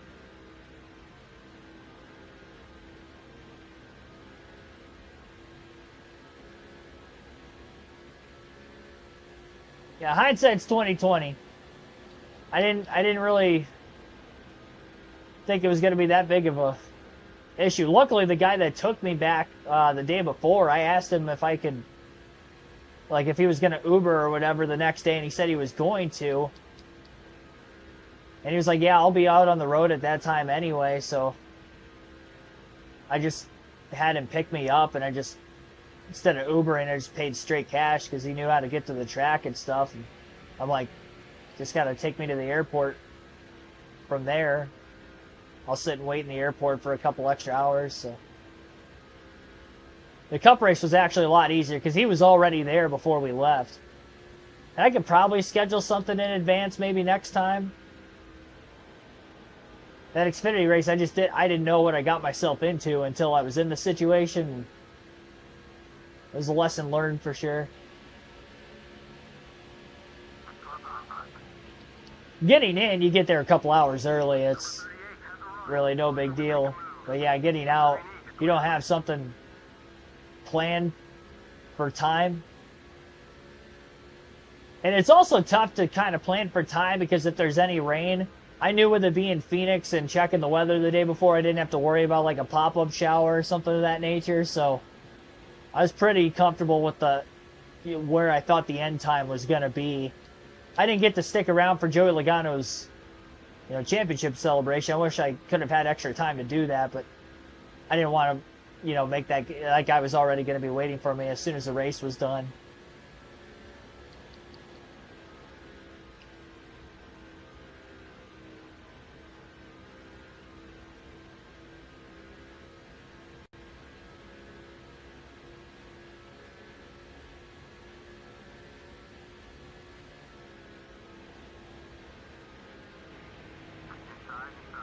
Going to Phoenix and Richmond. I mean, I say go to Phoenix while it's the championship race at least, because, I mean, I guess I kind of feel like it gives more incentive to go at that point. I haven't been to Richmond. It's like the only track within like a 12-hour driving range I haven't been to. And it's only like it's probably about 7.5 hours for me to get there, but one of the shorter ones for what I have left. If I go to Phoenix again, I'm definitely renting a car. Phoenix in person's a lot better. I will say the Xfinity Series race that night was awesome. Which was weird because when I was watching other NASCAR YouTubers kind of talk about the race, I had a lot of fun at that race. Like, it was a great race, I thought. They seemed kind of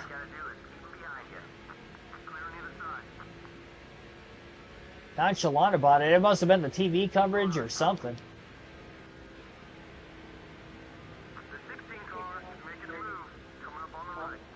And the Cup race that day was kind of mediocre, but whenever you're at the track, it always enhances the experience alone.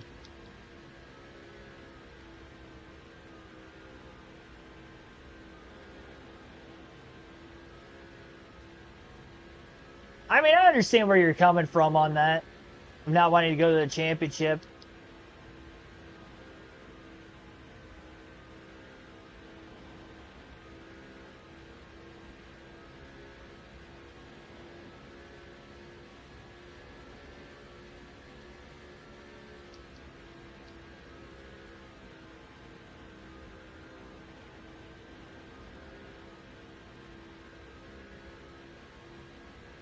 I'm not going to boycott it just for the sake of, I mean, it's been this way for, well, I mean, not having a single race, I guess, for a championship. That's only been about 10 years. It's still been about 10 years, though.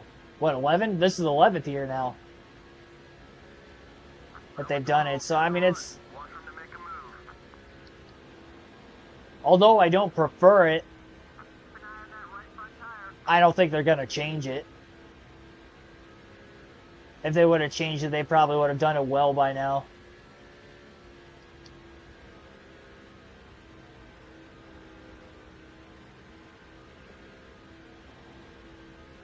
I don't think it can get any worse at this point. I mean, we've had worse already, but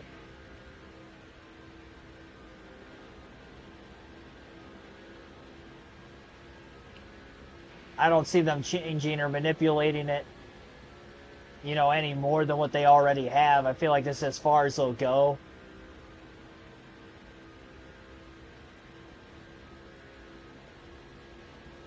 As far as the point system. The 38 car is right behind you.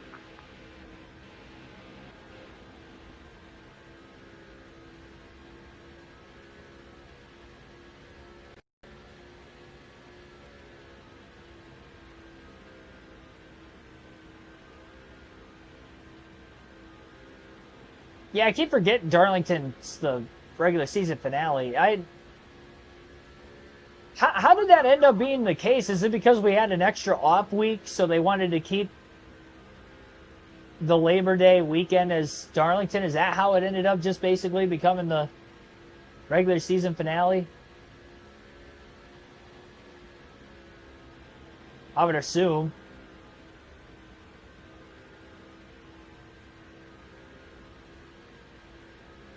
My only gripe with that is the fact that Daytona is still in August and it's not the regular season finale. Like, I thought that was the whole point of why we we had it in August to begin with. Now it's not even the regular season finale anymore, so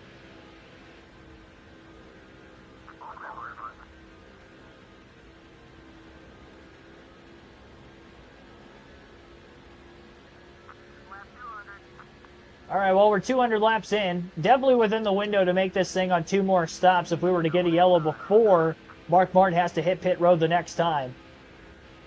Sadler now to the inside of the 6, door-to-door for the lead on the back straightaway. It looks like Eric Darnell is going to win our second chat pull for the Truck Series, as we have eclipsed the 200 lap mark. Quick crossover here by Martin. Sadler leads that lap at the line. Still door-to-door for the lead back into turn 1. Really don't lose the lead for longer than a lap or 2 at a time. That wasn't the case earlier. I'll pause it next lap, assuming I don't lose the lead again. Johnson Sadler going up the racetrack a bit. I thought Greg Biffle was going to be close enough to go 3 wide at the bottom, but he didn't.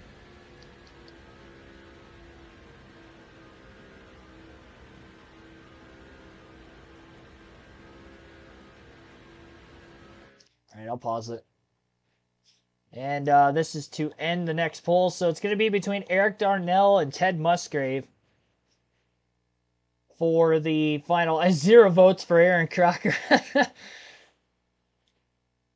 I didn't see that till just now. Oops. All right, we'll get another poll going. Final. If I could spell.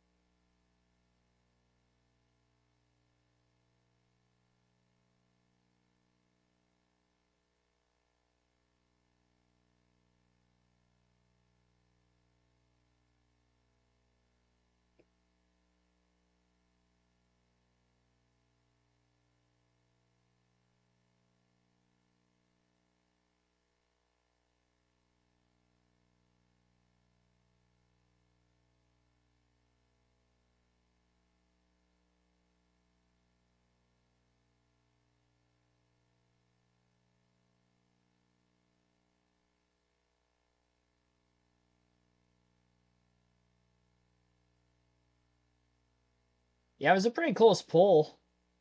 45% had Eric Darnell, 36% for Bill Lester. Lester was winning that poll for the longest time, and then when I went to close it, I realized that Darnell ended up winning. So, the 9 or the 99? Ted Musgrave or Eric Darnell? Truck Series final poll. Winner of that poll is who I will race as for the next Truck Series season.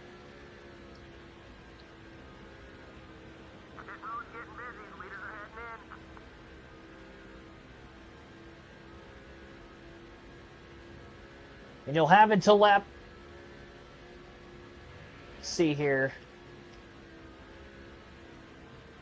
lap 260 will go. So lap 260 will close that poll off. We're going to pit at lap 206 is the plan here for Mark Martin. And we're going to go right side tires only, just like I did on the first green flag stop of the day. Martin has just clinched the most laps led at the line. Lap 204. Still 122 to go.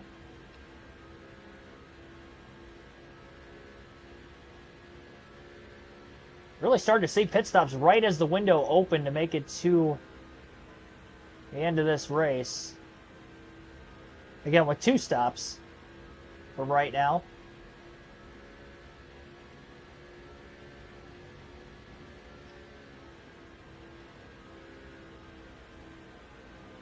Definitely got to make sure we don't speed again. Only make that mistake one time.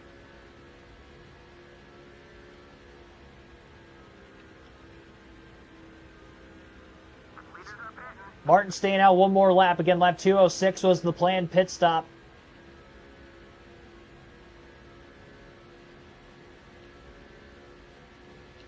Sadler's still out on the racetrack and hasn't pit yet either. If he stays out just a lap longer than Mark Martin, he'll end up getting back to the lead, at least for a lap. Martin will pit this time.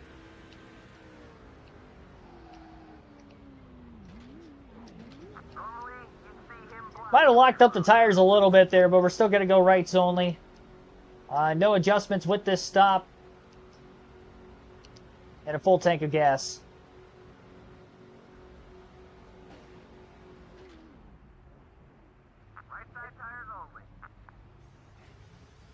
It worked earlier, so we'll do it again.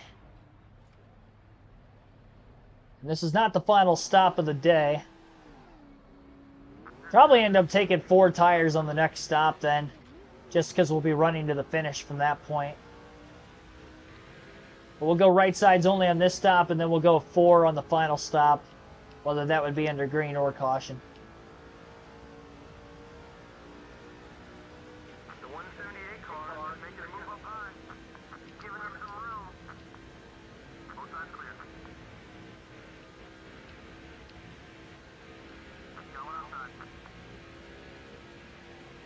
Lap 208 at the line. Not sure exactly how big this lead is for Mark Martin. 4.3 seconds. It was 3.9 seconds when he pitted for right sides earlier. So maybe a slightly better pit stop this go around.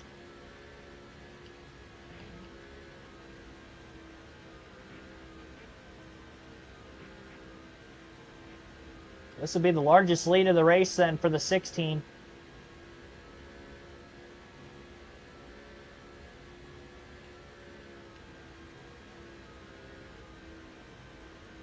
Yeah, I saw that comment. Sorry, I didn't react to it.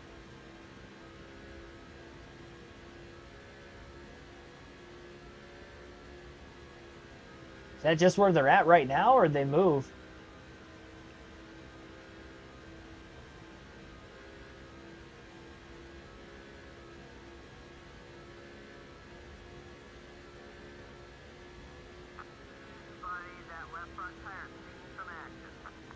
The last time we had the rights only on a pit stop, I had a half a round less of wedge in the race car. So it might even be more stable now than it was before, as Mark Martin just continues to try to manage his gap. It's still about 4.3 seconds.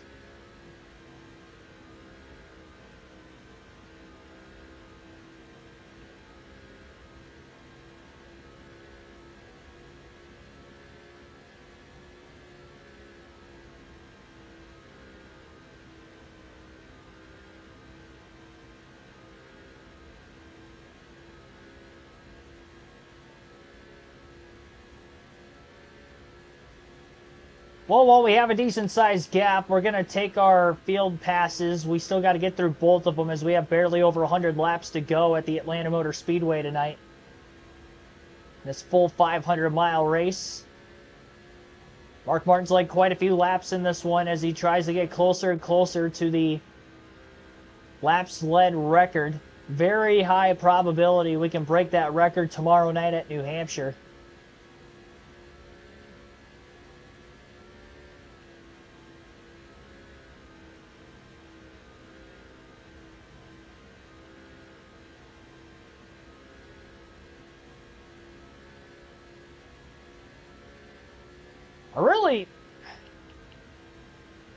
I really want to just kind of take this run all the way and then do the field pass on the final run. I just don't know how much time I'm potentially going to lose, so I don't want to risk that.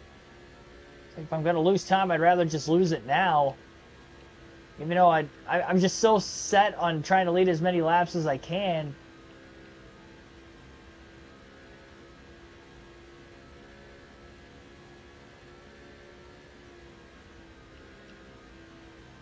We'll hope for the best. We'll do the first one, and then we'll see where we're at. Mark's managing his gap pretty well for the most part. We'll slide to Jamie McMurray in the 26. McMurray's currently in 13th place right now at lap 215 at the line. We have 111 laps to go.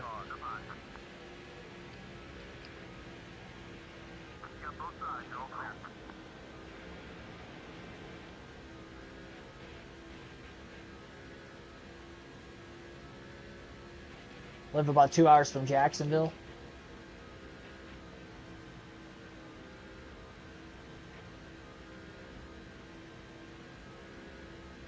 I had no clue they lived in Florida.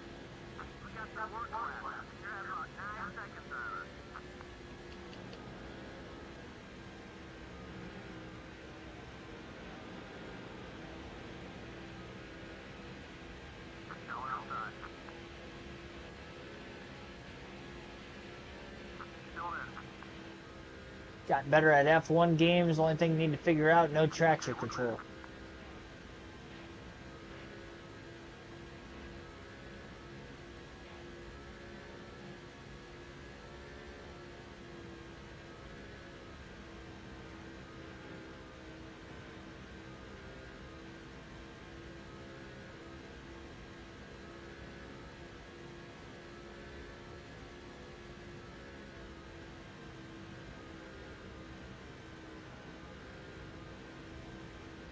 Just hearing traction control kind of reminds me of our NASCAR 21 ignition days. There were some tracks I had to have traction control on because the AI couldn't run a steady line, and if they make just a little contact with you, it's like I can get underneath them and they'll still slam me onto the apron. I needed traction control for those races so I could keep from wrecking with minimal contact like that, because I knew it was just inevitable, no matter how perfect I was. There's so many imperfections with them. Murray only really a few tenths that he has gained on Mark Martin.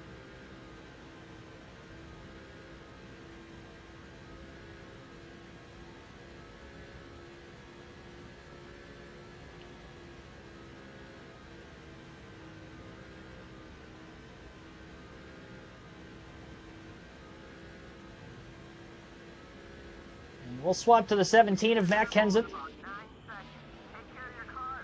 Kenseth in the 5th place position.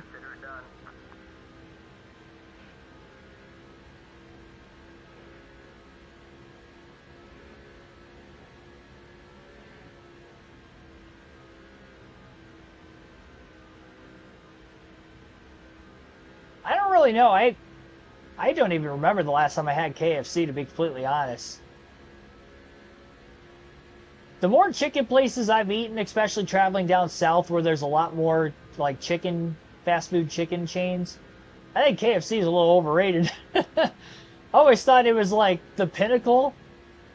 And then the couple times I've had KFC since I started going to like a Bojangles or a Zaxby's or a Raising Cane's, I'm like, you know what, KFC is kind of lower on the totem pole of what I thought they were. So I don't really go back there. I guess the popcorn chicken bowl, but I don't know.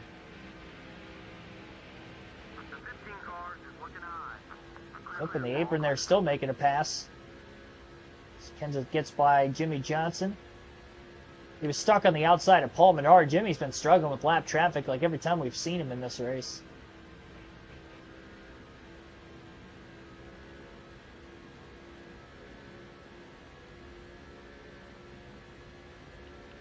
Kenseth's got an alternative paint scheme in this race.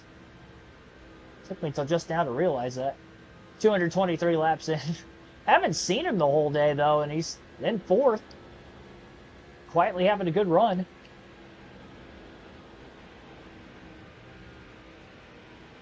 Not all that far behind Elliott Sadler for 3rd.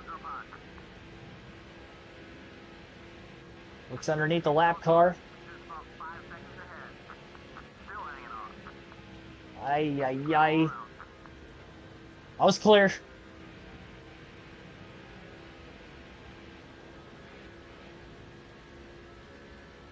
Thank goodness the apron's forgiving at Atlanta. Or at least has been the whole race the few times I've clipped it so far. Number 178 is looking for the pass. Roger that. We'll take care of it. All right, Biffle in 2nd. I forgot about that. I was thinking Ryan Newman was in 2nd. That's not the case. Biffle about 2.8 seconds behind the race leader.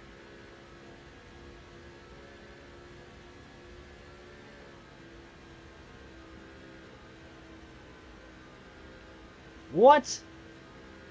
Bojangles. I think Bojangles has the best biscuits. Personally. At least every time I've had them. I think you're thinking of Popeyes. I think you're getting Bojangles and Popeyes mixed up. By the way, another chicken place that's better than KFC. Forgot about Popeyes. And Chick-fil-A. KFC is like the 6th best chicken place off the top of my head right now. Name 5 of them that are better. And I still might be forgetting a few. I forgot about Chick-fil-A and forgot about the locals that I have around me.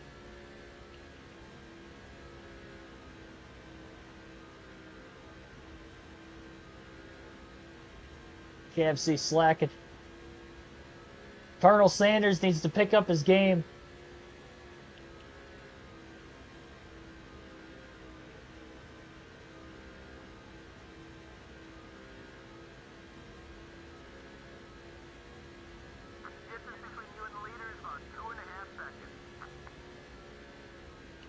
Mark Martin having to deal with quite a bit of lap traffic. Never had Popeyes. Yeah, Popeyes biscuits are, I think they're better than what they're advertised, I feel like, by most people. At least when I had it, the couple times I had it. Bojangles biscuits, though. I feel like you don't know what you're talking about. I mean, we obviously have two different taste buds, but I think Bojangles biscuits are like, I literally, every time I get something from Bojangles, I literally get an extra biscuit on the side because their biscuits are that good, in my opinion. I think Bojangles has the best biscuits maybe that I've ever had. At least from like a fast food or some sort of a food chain place. I think they have the best biscuits, personally.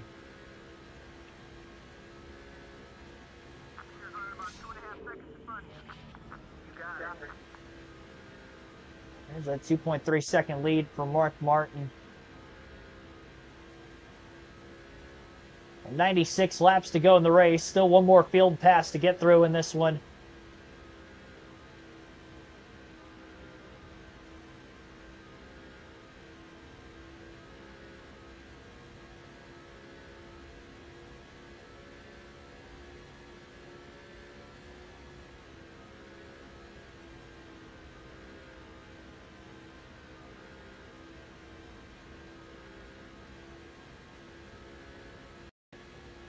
Maybe they've just been dry when you've gotten them.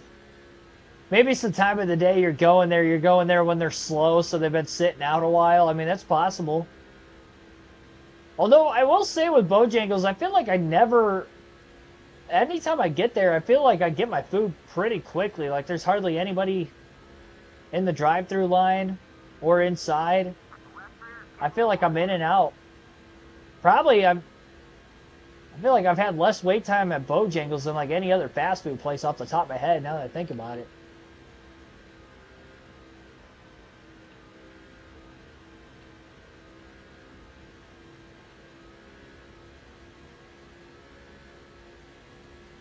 Sandpaper and spit them out. I can't tell if you're being serious or not just because it seems so ludicrous to me that anybody could hate Bojangles biscuits. We need more than two opinions on this. How many people in the chat have had Bojangles? And then a yay or nay on Bojangles biscuits for those of you that have had them before. We'll take that last field pass now.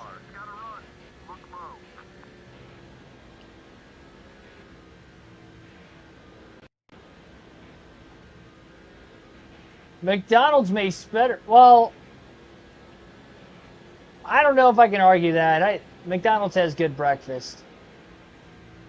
Their biscuits are not better, I'll tell you that much. But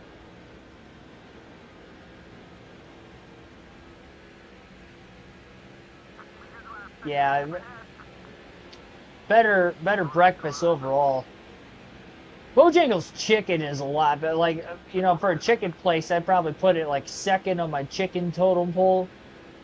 But for like fast food chicken places, so like if I'm getting anything, you know, if it is like an afternoon meal, obviously I'm getting chicken, but I'm gonna get something with chicken breakfast wise from Chicken and Biscuits or something like that from Bojangles.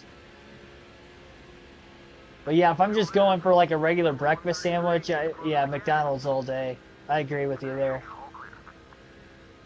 I've had a breakfast burrito for Taco Bell. I think I've only had it like once or twice. Long time ago. Cheap. Like, well, at least at the time it was super cheap. It was like $1 a burrito. Give me 3 burritos, I'm on my way.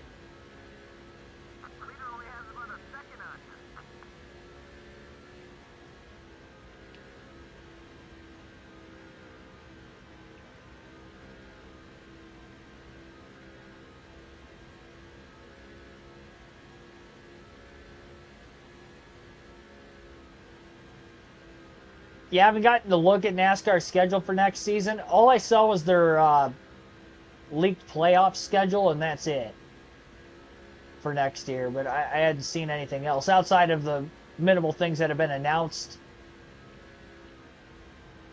throughout the season. Like with when the prime races are starting and all that.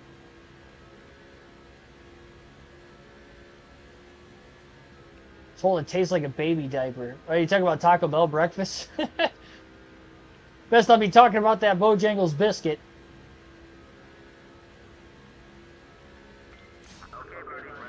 Better be careful who you say that to, by the way. You might upset the wrong person. I don't take any offense to it. I just think it's so, like...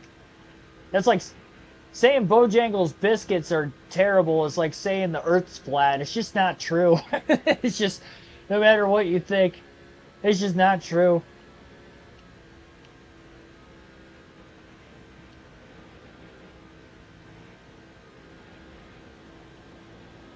Are you a flat earther, Wave? Because if that is the case, then this is all starting to make sense. And if you're not, then I guess it's just an anomaly that you don't like their biscuits.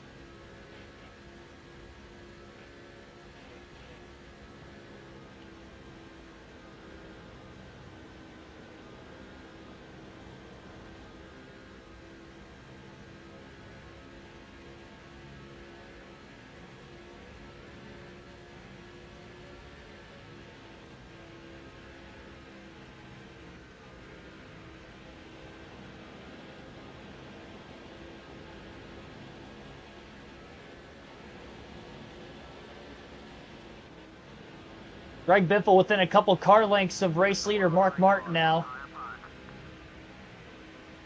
I'll pass this 109 car on the apron.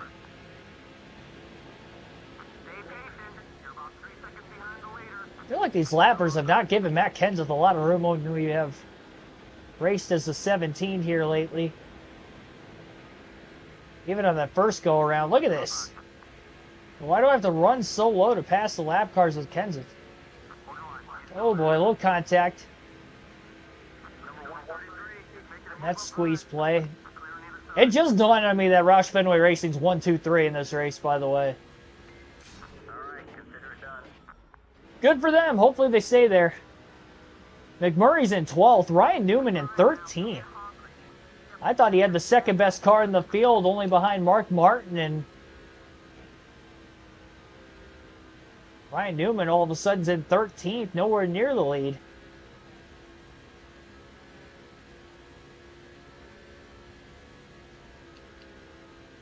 By the way, we're 17 laps away from the pole ending. And it is 50-50 right now between Ted Musgrave and Eric Darnell. So be sure to vote. Again, that is the final round for our Truck Series poll. We still have 3 more Busch polls left. We'll get the next one out of the way at the end of the stream. This is the final Truck Series poll.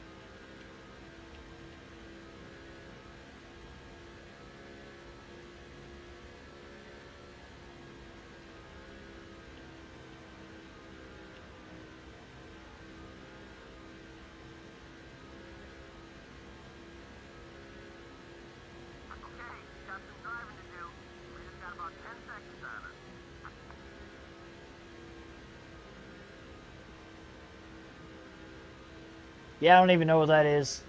Never heard of it. I used to think like the best breakfast in the world was my mom's breakfast burritos growing up.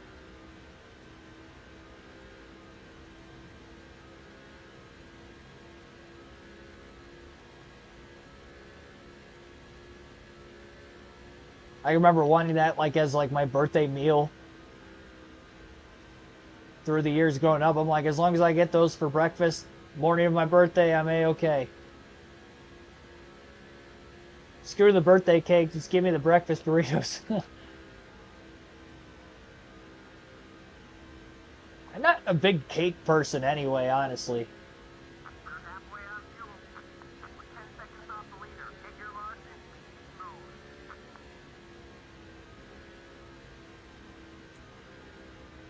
Oh, Martin's held on to the lead even still. We'll swap back to Mark Martin for the rest of the race at the line.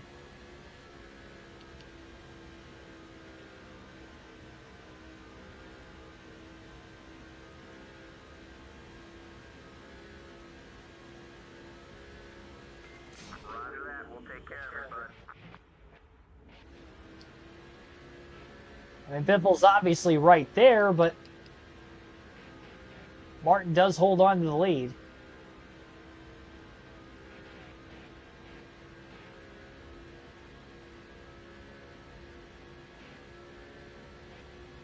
I have to get my laptop on a charger here pretty soon, too.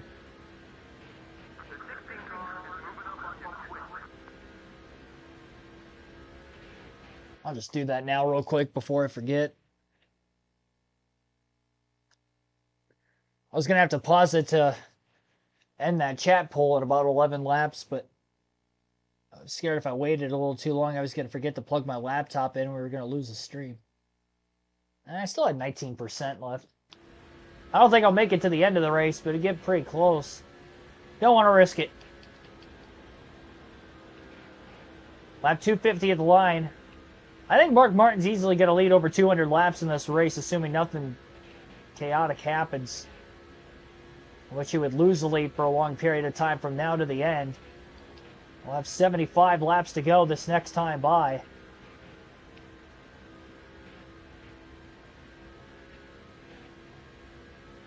Pancake person? I don't know. I'm more of like a scrambled eggs guy, I guess. If we're talking breakfast.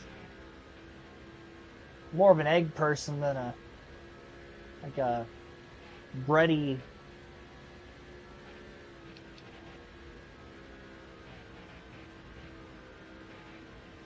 Pretty simple when it comes to breakfast. Give me the scrambled eggs, give me the oatmeal, maybe a peanut butter sandwich in there. Heck yes on the peanut butter sandwich.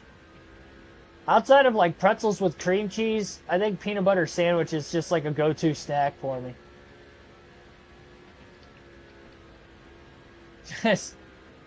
Just 2 slices of wheat bread, some peanut butter.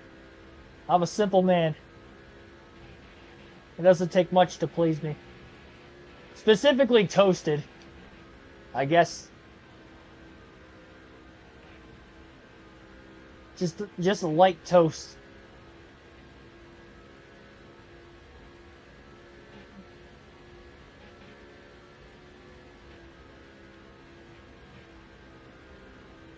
Want it a little crisp. I don't want it. I don't need my toast black.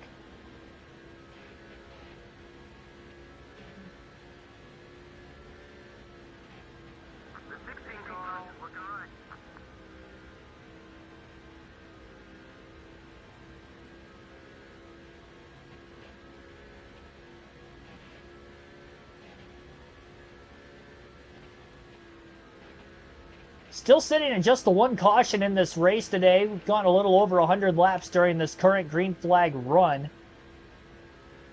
First yellow was Dale Jr. spinning off of turn 4.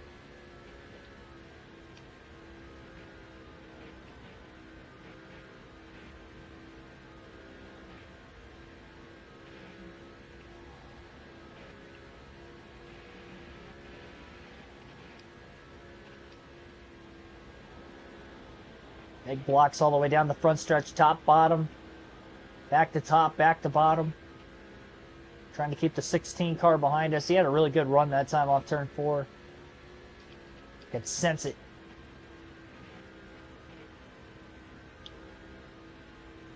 Yeah, again, hopefully Matt Kenseth stays in 3rd place. A 1-2-3 for Roush Fenway Racing as of this point. I think he's closing in on these two. Might be a little bit quicker.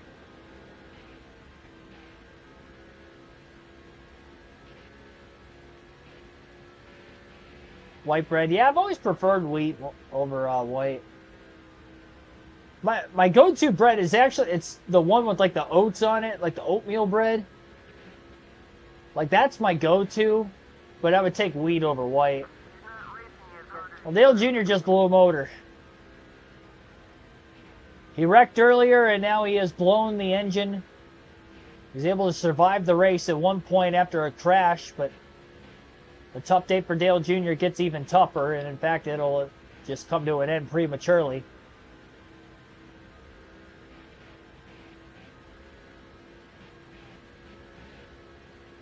Our chat poll, by the way, still 50-50. 3 more laps for you to vote as to who you want me to race as in the next Truck Series season between Ted Musgrave or Eric Darnell. So have to break that 50-50 tie. We have one more poll still to go for the Busch Series yet today, so Don't worry about a block from him. He's feeling nice today. have to end that poll here in a few laps. Honestly, at this rate, with just 2 more laps left on the poll, the next vote might be the winner. So if you haven't voted yet, be sure to do so. Clear all clear, whatever you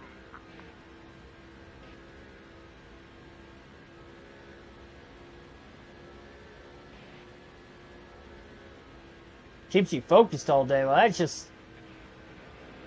a, I don't know what that means, but okay. White bread keeps you focused all day.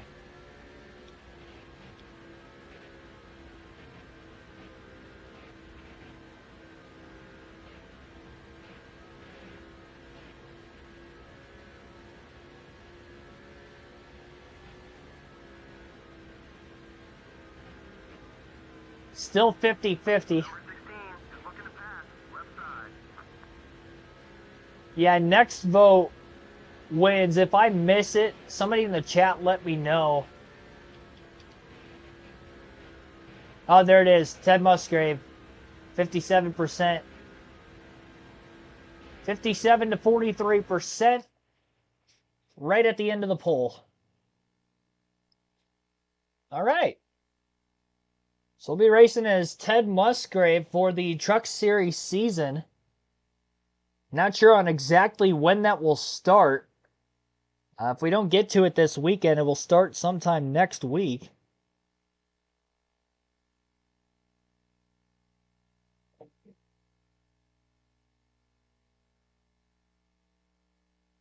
So now we got to get the next Busch Series poll.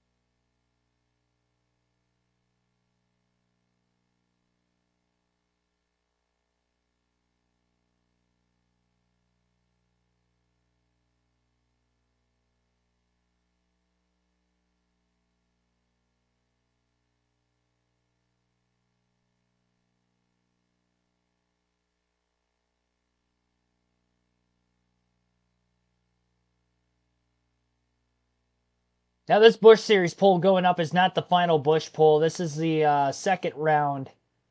There were more drivers to pick from there, so there's more than 2 rounds like we had for the Truck Series. So, figure we can get the Truck Series 1 finished up today. And then we'll finish the Busch Series 1 tomorrow. What's wrong with Eric Darnell? I don't know. He just didn't win the poll. He made it to the finals, though.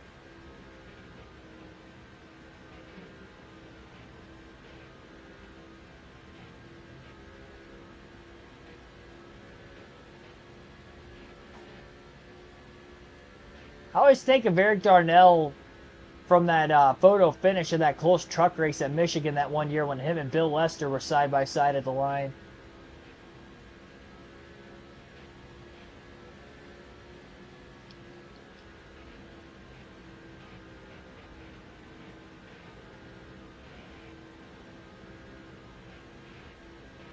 Yeah, Ted Musgrave. It's going to be our Truck Series driver for NASCAR 07. Teammate with Todd Bodine. Get more room than usual here. Watch the inside. Catching up on Reed Sorensen and Kyle Petty, who are side by side. You're still too far. Well, blocked there by Sorensen. The 45 car. Get outside. And that poll that we currently have up, your voting options for Give me a the next Busch Series pole. The winner of this pole will make it in the number 10 or JJ Yaley in the number 18.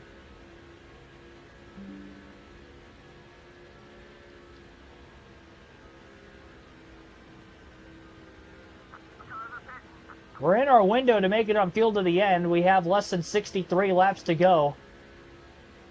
That's as far as we can go in a full tank. I'm just going to run this out as long as I possibly can. We'll pit for 4 tires and go from there. The only reason I don't want to do the 2-tire strategy again is in case we get a caution. I don't want to be on older tires with a yellow to the end of the race.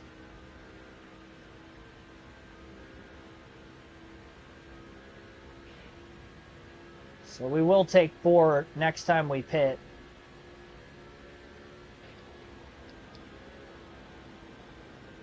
Now obviously Biffle pits before us, so he'll probably cycle to the lead, but we'll have plenty of time to get him back.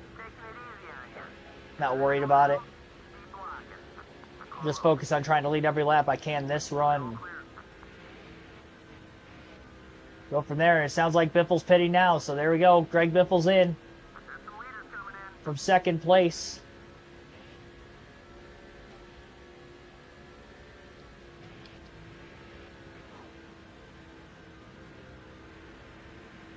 Having those 2 field passes on this run can serve Mark Martin quite a bit of gas.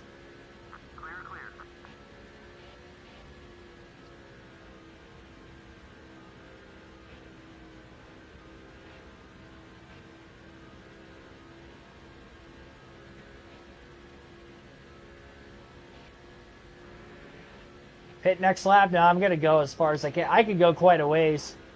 We're not even flashing yet on the fuel indicator. I could probably make it past lap 280, honestly.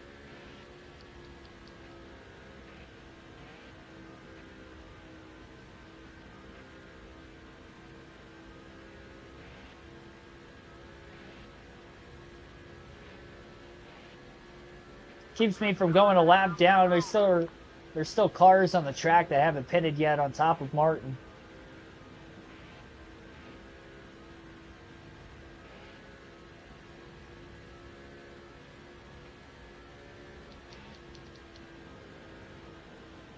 Yeah, there's a very high probability I'm going to end up starting either that Truck or Busch Series season tomorrow night in the New Hampshire stream, assuming I clinch the record for the most laps led in a single season early in the race at New Hampshire. I think we're going to be less than 100 away, honestly. Which, if I remember from the last time we raced at New Hampshire in the Cup Series on this game, from the first race there earlier in the season, I think we can go about 100 laps on a full tank of gas. So if we qualify the pole, lead out right from the start, we can get there before our first pit stop. Get the record and then get the next seasons underway. So we'll be starting that stream at 6 p.m. Eastern tomorrow. The NASCAR 07 New Hampshire, this Mark Martin Revenge Tour season.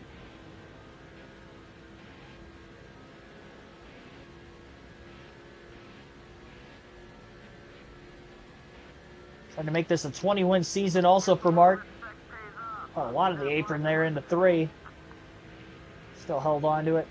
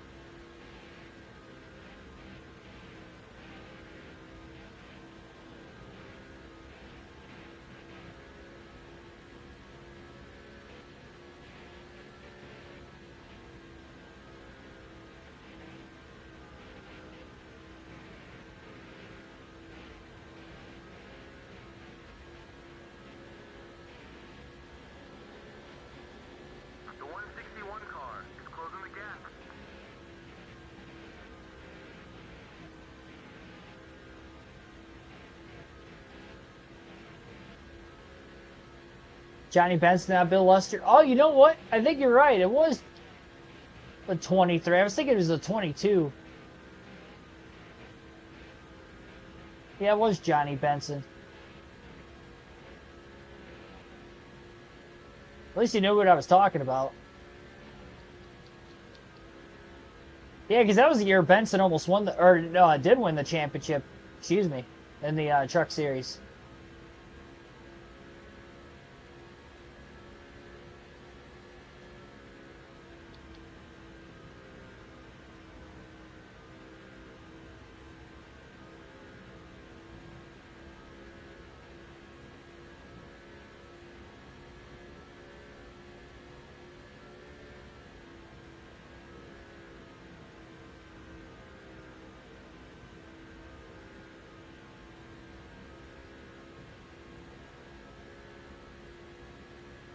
Gonna stay on one more lap.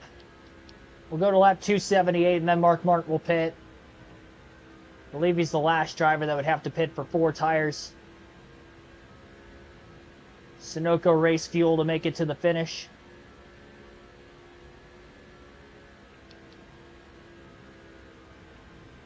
He took right sides only under the last pit stop that we did have. So we'll come out of the pits and we'll only have 42 laps to go. Or sorry, 47. We'll have 47 laps to go at Atlanta once Martin leaves pit road. Go ahead and get on by. He's not gonna block. Made sure we didn't speed there. 4 tires, full tank of gas, no adjustments. Final stop of the day for Mark Martin. I'm planning on staying out of the pits even if we get any cautions the rest of this race as well.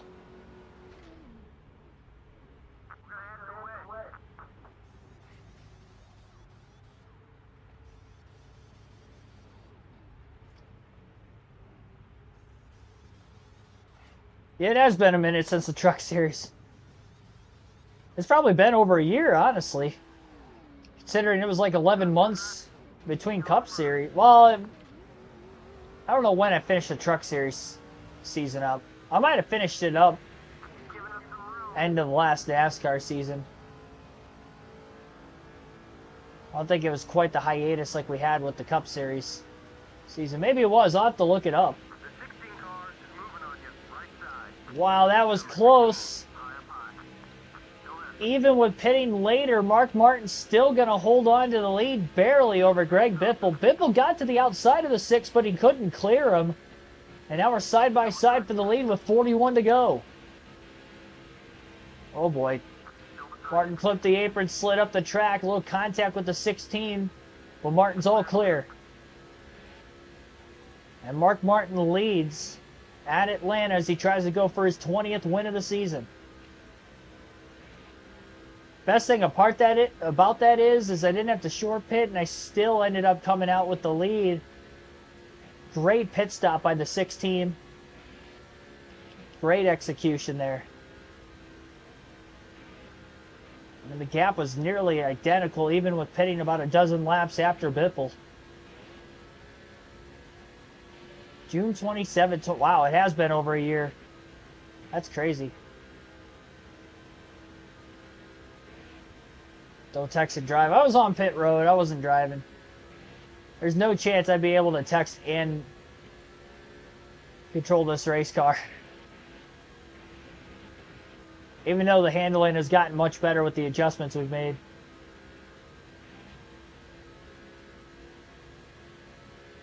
That's why practice before the race is crucial.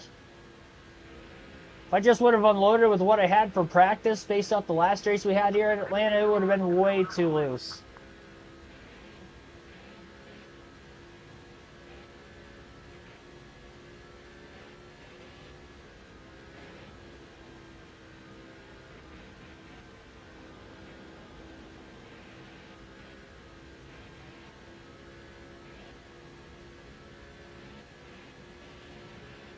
Ryan Berwick, thanks for tuning in to the stream.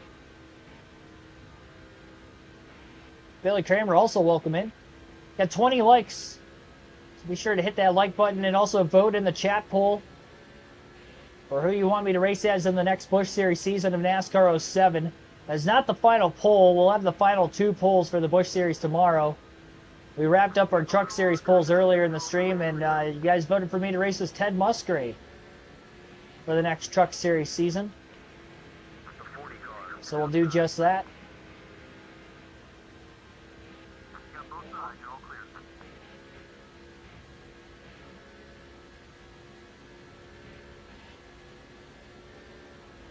Number 16 is going low.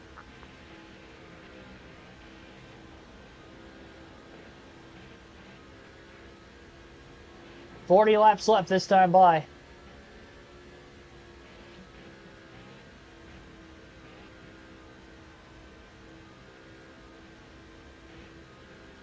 Oh, Biffle clips the wall off turn 4. Lapper's going to get right back underneath him, but not make the pass. Hoping Matt Kenseth's still in third after the pit stop cycling. Try to get a 1-2-3 finish for Roush Fenway Racing. That'd be awesome if they could go 1-2-3 in points. It's going to be tough for Biffle and Kenseth to get by Jimmy Johnson for second, but there's a chance.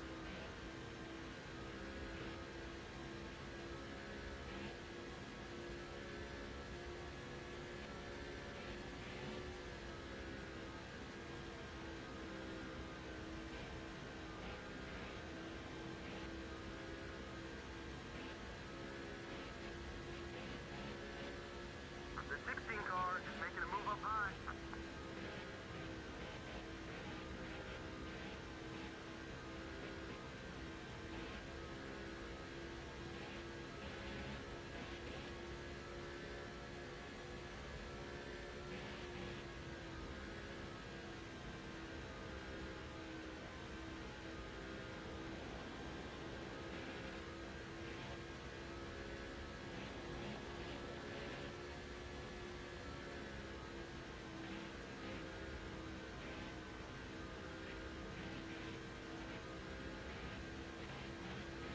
Mark Martin's definitely got the car in the track position. Lap traffic has not been really heavy at all in this race. Been very spaced out. We've had just one caution. That yellow flag was about 150 laps ago. Dale Jr. spin off turn 4. Also collected the 187 car. Jr. out of the race, not from that wreck, but he ended up blowing an engine 30 to 40 laps ago or so. It was right around lap 250, maybe just after that when he blew a motor. We saw him, that puffy white smoke coming out of the back of the car and the bottom of the track.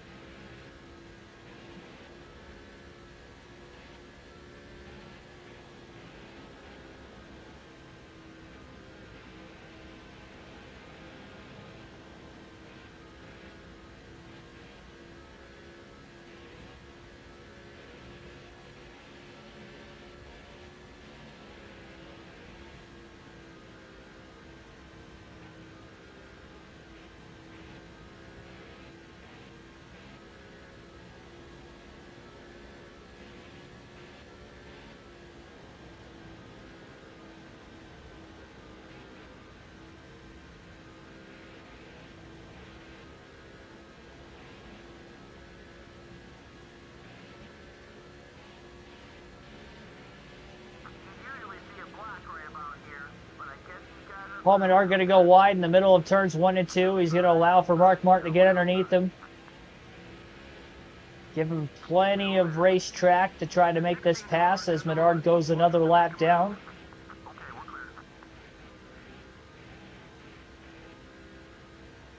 My goal coming into the night was to lead at least 150 laps. I'm going to end up with way more than that. I was just like last night at Bristol, my goal was to lead 400. I led 471 out of 500, and then I didn't really have a goal at Watkins Glen. Still led over half the race there, led 55 of 90. Watch that apron. It grabs and pulls, but it's not too drastic. I'm able to keep control of the car at the very least. 32 laps left.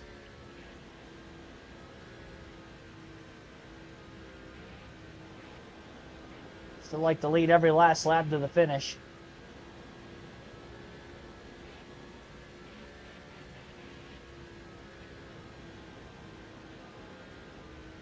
forgot the Little League World Series is coming up. Number 16, just got a run on you. Outside. Heck of a run by Biffle. Martin was protecting the bottom the whole way. He'll give the 16 the outside. Martin holds clear off turn 2. The 176 and the 10 of Scott Riggs will be the next 2 lap cars. They're side by side just ahead of the top 2.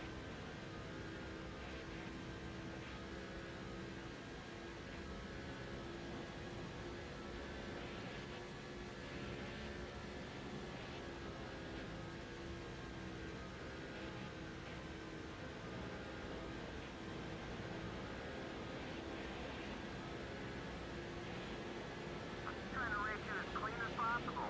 Do the same. The 176 car is outside. Clear all around.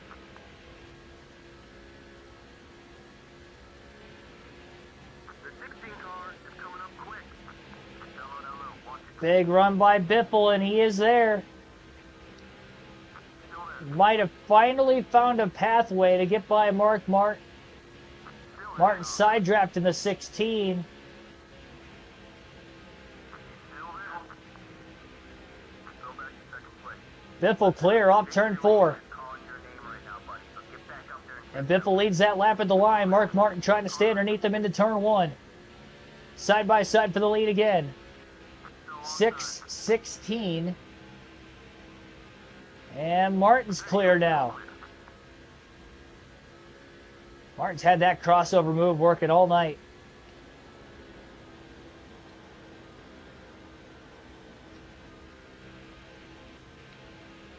Almost gave up the bottom a little too much again. As long as that doesn't happen with 1 or 2 laps to go in the race, I think we'll be all right. I mean, you just beat me. I didn't really make a mistake at all there. The 16 car is looking to pass. Left side.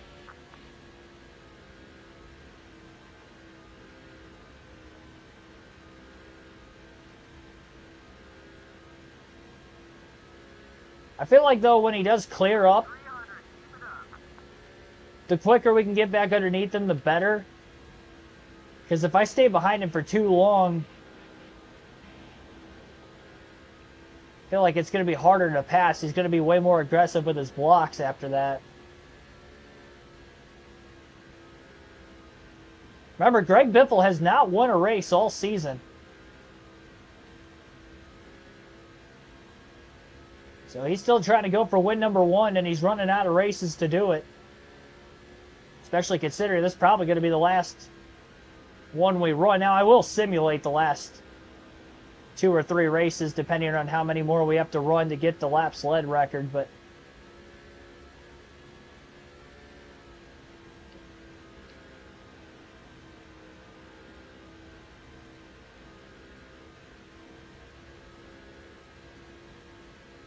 maybe he can end up winning one of those. That's what I'm hoping for. I'd like to get to 20 wins. 16 is looking for some room to get by you. I really think we're going to get to that record at New Hampshire real early in the race, so don't plan on running the whole one. This is going to be our last chance to get to 20 wins. More than likely. Definitely had a car capable of doing it. Brandon Gabriel, thanks for tuning in. Biffle went wide off turn 4. I think that was intentional. I thought he got up against the wall there for a second. He did not. Still working on that right rear corner panel. Not quite to the outside of the 6 at the moment.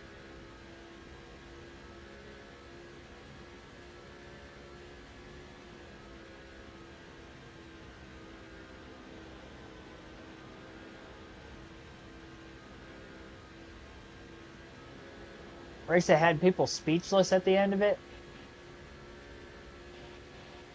I don't know, like speechless is a weird way to kind of describe it.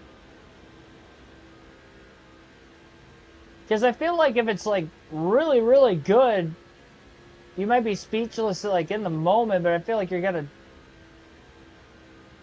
kind of like you're still gonna finally go back to that moment. I feel like if you're left speechless, okay, so here's one. I was probably most speechless, at least of a race I've gone to in person. I was at the Pocono race when Kyle Larson was leading on the last lap of the doubleheader year, 2021. That first Pocono race on that Saturday afternoon, he blew a tire while leading on the final lap, final turn.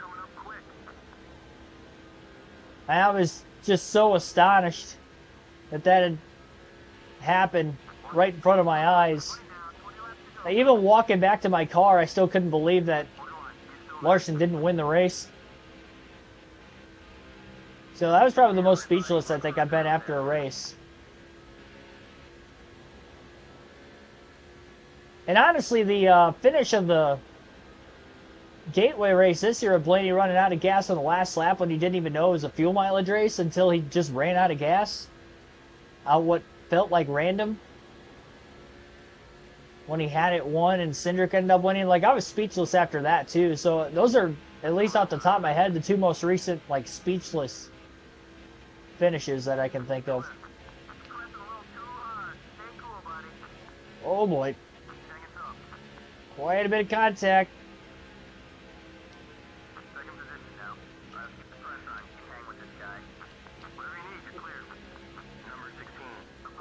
Biffle leads that lap at the line, but Mark Martin's still going for it. Biffle almost slammed the door shut, but Mark Martin poked his nose in. Little contact on the back stretch. The 6 holds clear again.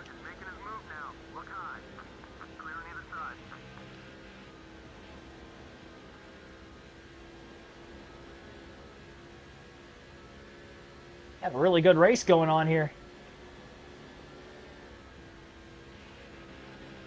Biffle's passed the 6 twice now since the final stop of the day with 47 to go.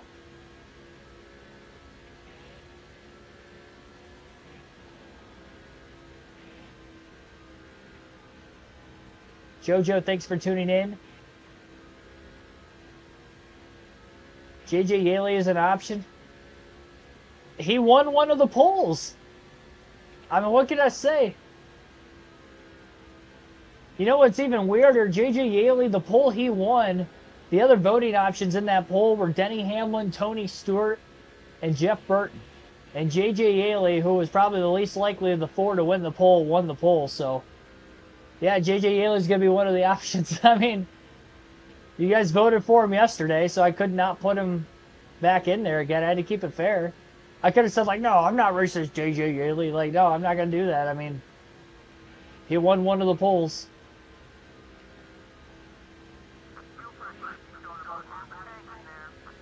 I just still can't get over the fact that he beat those 3 drivers. Like, he had the odds stacked against him the most of probably any other poll from star caliber from 2006, and especially in the Busch Series. 14 laps left.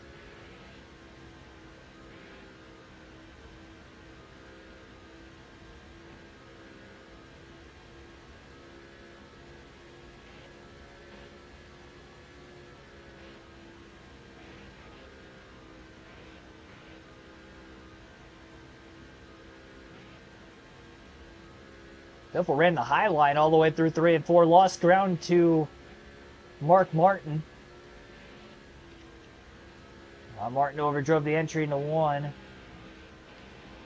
Still able to get the cut in the center of the corner to get down in front of the 16.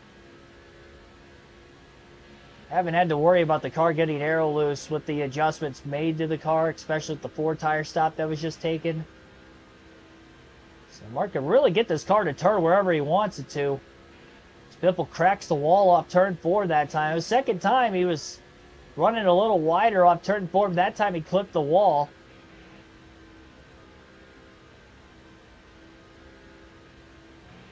Lost a little steam.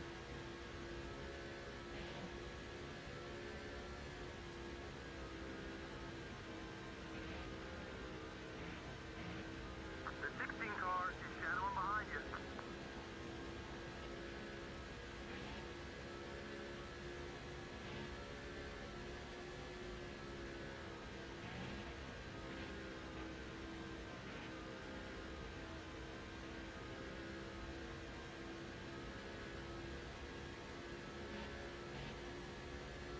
Mark Martin trying to make a 20-win season a reality here today.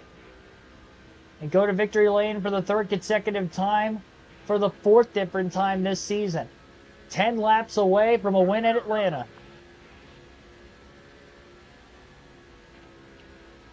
Clinched the championship 2 races ago. And still racking off wins.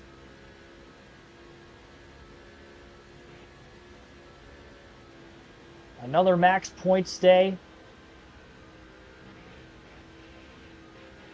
I think this is like the 4th or 5th race in a row I've led the most laps. I think it was Chicagoland I led the most laps but didn't win. In this stretch of races.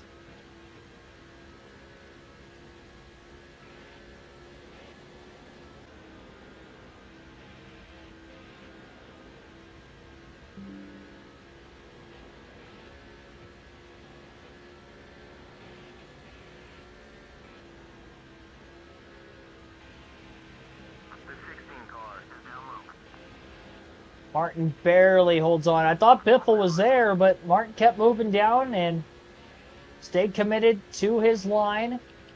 Just barely stayed in front of the 16. You see 3 more lap cars up in the distance. We've got 7 to go at the line. I'm not sure that the 6 and the 16 are going to catch those 3 cars.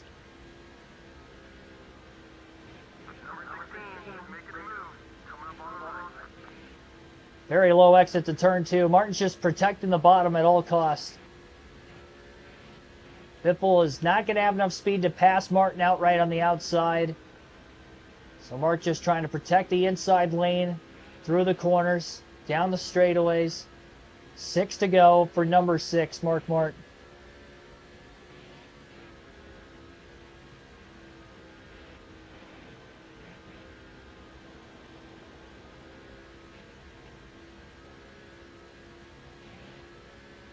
Think I'm going to catch him?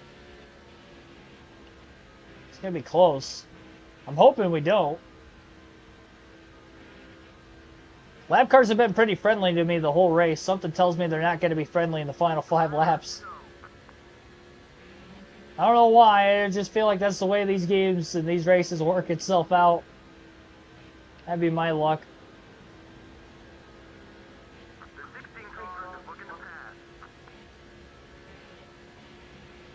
4 to go at the line. I don't know if we're going to catch them. They were battling with each other just a lap or 2 ago. They get back to battling again. Could open the door. Martin can't go much lower on the front stretch trying to protect that bottom lane of the racetrack.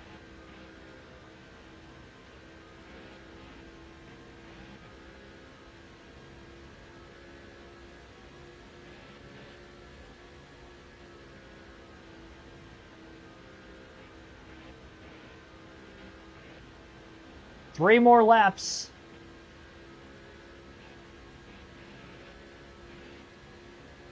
I can't tell for sure. It looks like Jimmy Johnson's closing in on these guys. And if that's the case, where did he come from? I mean, it's been all 16 and 6 really since the last restart. From the only caution we had today. 2 to go.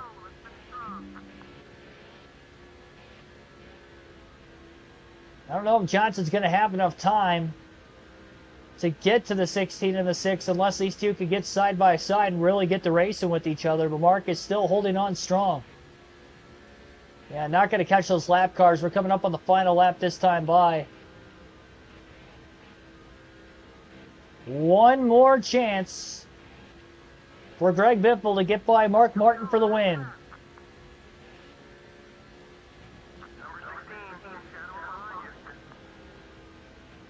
It's amazing after that long of a green flag run, it still comes down to this close of a finish. Biffle had a run off turn 2, but Mark's going to block to the inside. He's going to protect the bottom into 3 and 4. Biffle tries the outer line, but he just doesn't have enough pace up there. And Mark Martin is going to win at the Atlanta Motor Speedway with yet another max points day, his 20th win of the season. That was Jimmy Johnson. Wow. I think I just saw Jeff Green finish in the top 5 again. He's been great on the intermediate tracks down the home stretch of the season.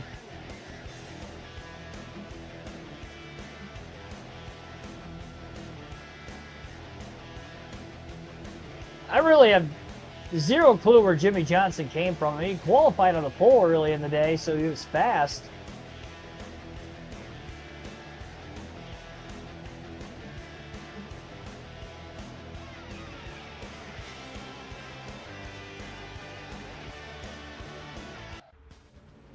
Yeah, I was thinking it was like a lap car we passed a while back, but then he just kept getting closer. I'm like, well, maybe it's not a lap car, and it wasn't. Yeah, it was Johnson. And he got to it then about 0.4 of a second. Tony Raines finishes 6th. Jeff Green 4th. That's the 3rd top 5 for Jeff Green in the late going of the season. 268 laps led today for Mark Martin. I just wanted to lead at least 150. We led over 100 more than that. Johnson from the pole led 26, finished 3rd. 6 laps led for Greg Biffle, started 2nd, finishes 2nd. Again, Martin started 11th. Jeff Green, great run, started mid-pack, finished 4th. Jeff Gordon rounds out the top 5 in 5th. Tony Raines, he led 3 laps. I think it was during green flag pit stops. Finishes in 6th.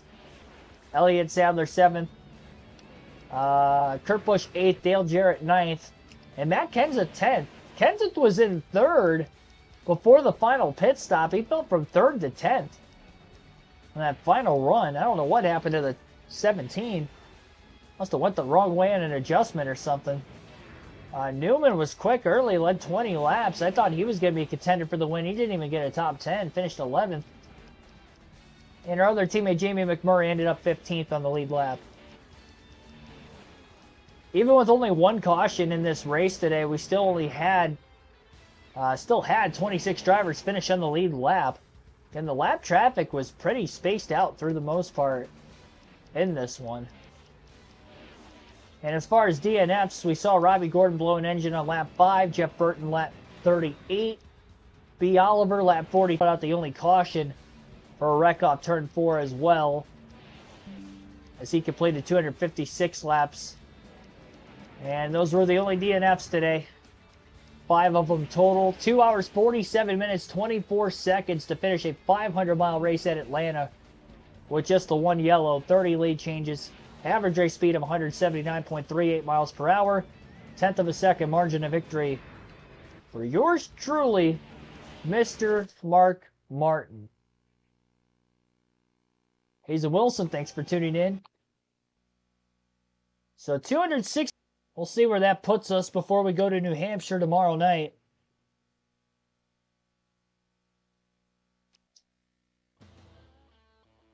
And I got to make sure I mute the game. There we go. They didn't get to any lyrics, so I shouldn't get copyrighted for it. Be shocked if I did. That one I'd probably actually dispute. Oh, clicked on the wrong page. All right, so 268 laps led.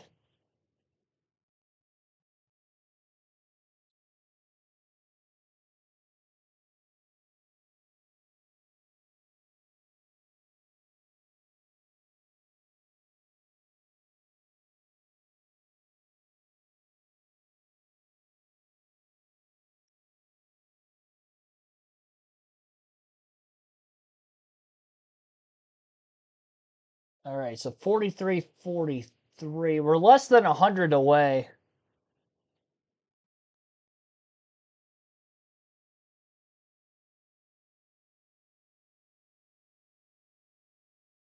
'86. So we're 86 laps led away from the record for the most laps led in a single season. So the plan for tomorrow, we will run the next race at New Hampshire. As soon as we break the laps led record, we're going to end up finishing the stream. Or sorry, not finishing the stream. We're going to finish the race. And then on that stream, we will end up starting more than likely the Truck Series season. Considering we still have voting options left available for the Busch Series season. Speaking of voting options, I'll close the poll that's up right now. Clint Boyer will be in the final round.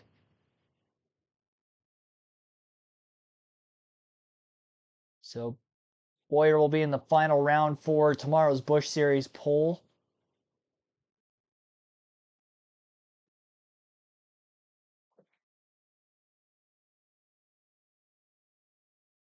Yeah, we should easily get the record at New Hampshire. It's one of my better tracks on the... Might not have. No, I did not race a Cup race there yet. I dominated the Busch Series race there, though, so I'd imagine the same could be said for the Cup. In the last two 1 mile racetracks, Dover I led 339 at 401. Phoenix I won and led all 312 laps from the pole, so the 1 mile tracks have been really good to me. Flat racetracks in general. You know, even Martinsville, if we look at the flat tracks, led 438 and won. What was another flat, lower speed track? Richmond. In a 50% race, I led 177 of 200 laps at Richmond. And in the 50% Martinsville race, I led 232 of 250. So yeah, I lead a ton of laps at these style of tracks on the season, so I would like to think I'll have speed. I'll probably get it before we have to hit pit road. I would imagine 100 laps would be the fuel window.